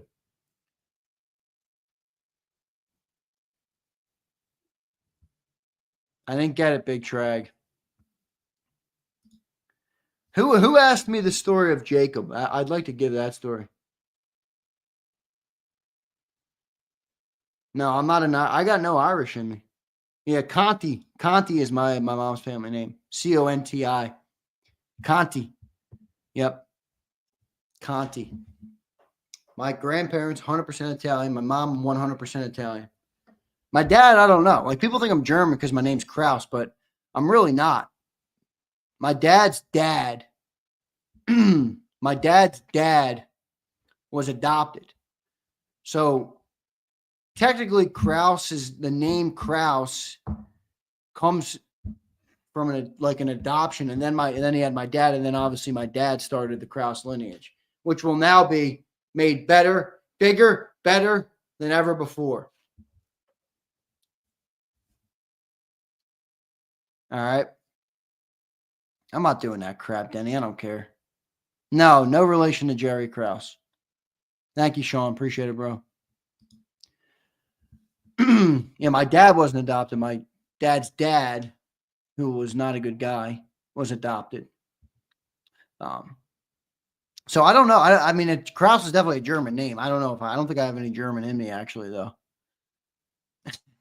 Big C. Cilio is my mom and Zander is my dad. It's good you made me the dad because Cilio is too emotional to be the dad. What a question. Dank Berggang says, "Do you ever want little Zanders?" Dank, I don't know if you've ever heard this story. All right. I would have 30 kids if I could. I really would. I would have as many fucking kids as I could produce. I would have as many kids as I could produce. Give me 30 little Z's running around. All right. Give me 30 little Z's running around. That would be beautiful. Dirty Air says, I have 3 boys. What a beautiful blessing that is. Josh B, just don't go Tyreek Hill. No, I'd like to have realistically. Yeah, I know, Joe. Unfortunately, not going to happen. I'd like to have realistically at least like 5 or 6, hopefully. In all seriousness, that would be that would be great, I think. 5 or 6 kids. Be beautiful. Beautiful family, beautiful meaning in life. That's what I'd like. No Limit says, I almost had a little No Limit this year. That's great. That's great. No Limit. Why didn't you have it? Should have had it, bro. Should have had it. Not 30. Nick Cannon Jr. I would do it. No, I'm just kidding. I can't do that. I said 30 to emphasize the point that I want a lot of kids. All right. There's no limits. Flex, that's cool. I appreciate you, bro. Everybody's different. Howard says, I'm worn out with 2. Howard, I'm built different. All right. No knock on you. No knock on you, but I'm built different over here, Howard. I'm ready to make it happen. I'd go 8, 10, 12. Nick Zander. See, Dirty Air, you were bitching about my stories, and here you are. There's no more winners to be picked, and you're still hanging out with me. You're still hanging out. You're still hanging out.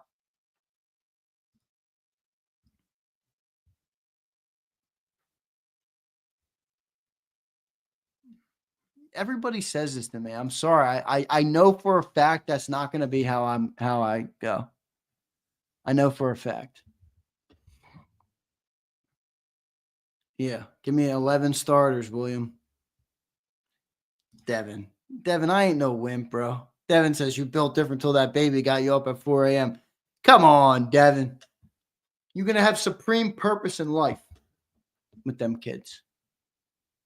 Not that you can't have it without, but that's one of the things that I've always desired is to have a big family. I'm not about to trip on the big goal because I got up at 4 a.m. Come on, man. Come on, man. All right, wait. There was one other thing I wanted to do. What was it? Why am I forgetting?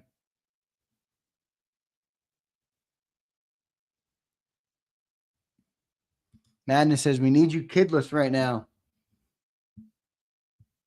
Oh, Flex. Now that I'm in agreement with you on. That's not happening, Flex. I don't do that. No. I ain't raising another guy's kids, unfortunately, for them.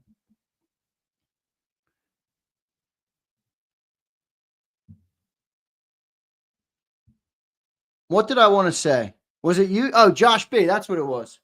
I wanted to give the story of Jacob. Most people know, probably. You know where Jacob comes from? Nah, not the whole backstory. I was going to give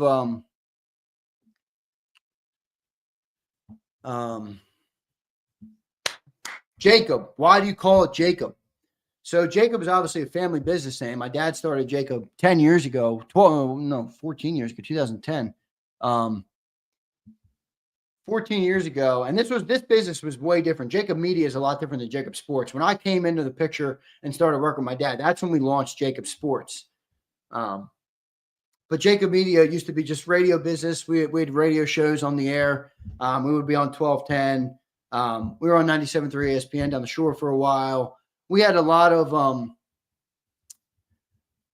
different programming. And we've molded obviously now. And I was the one who wanted to get on the digital. My dad was an older guy, obviously. So radio was his medium. He didn't understand the digital as much, but Jacob is, my dad has 5 kids. All right.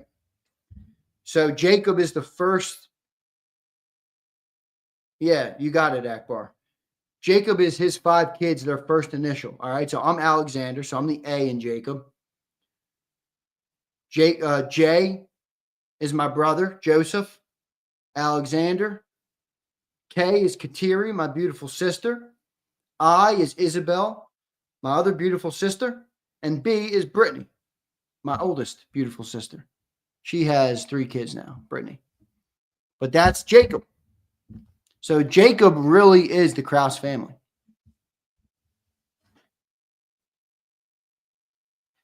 Yep. That's where Jacob came from. So we would never change that name ever. Dang, a lot of you guys followed me over on Instagram. That's love. Tyler, J Man, Salok, Justin Biller, Sasha, Jay Benedict. Thank you.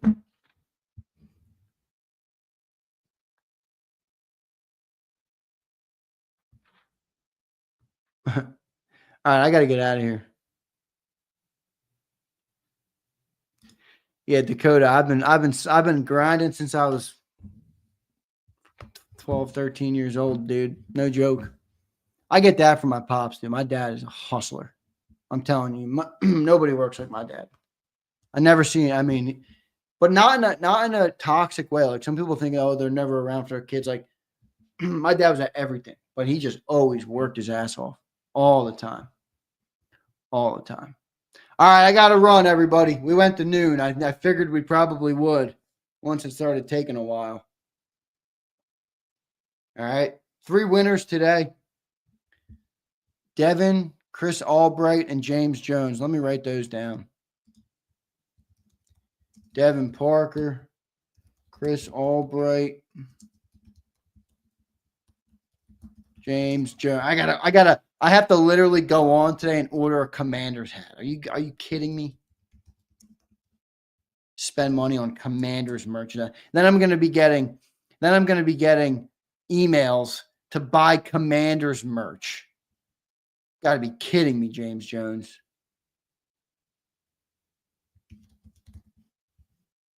All right.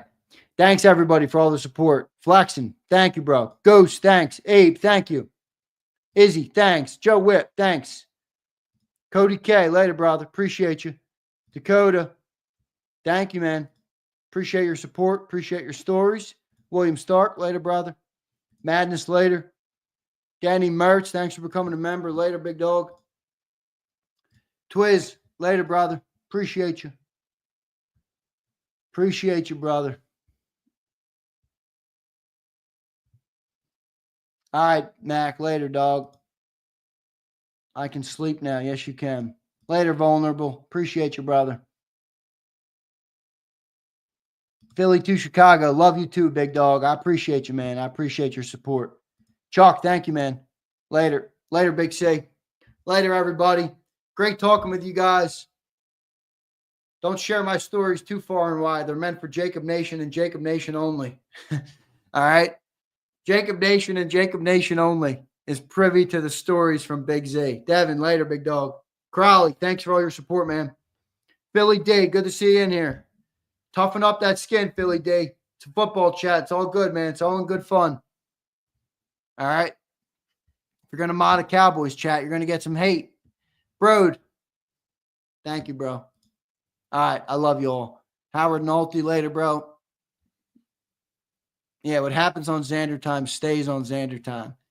Tyler Braswell, later, bro. Damn, y'all still live. I know, Nat. I'm out of here.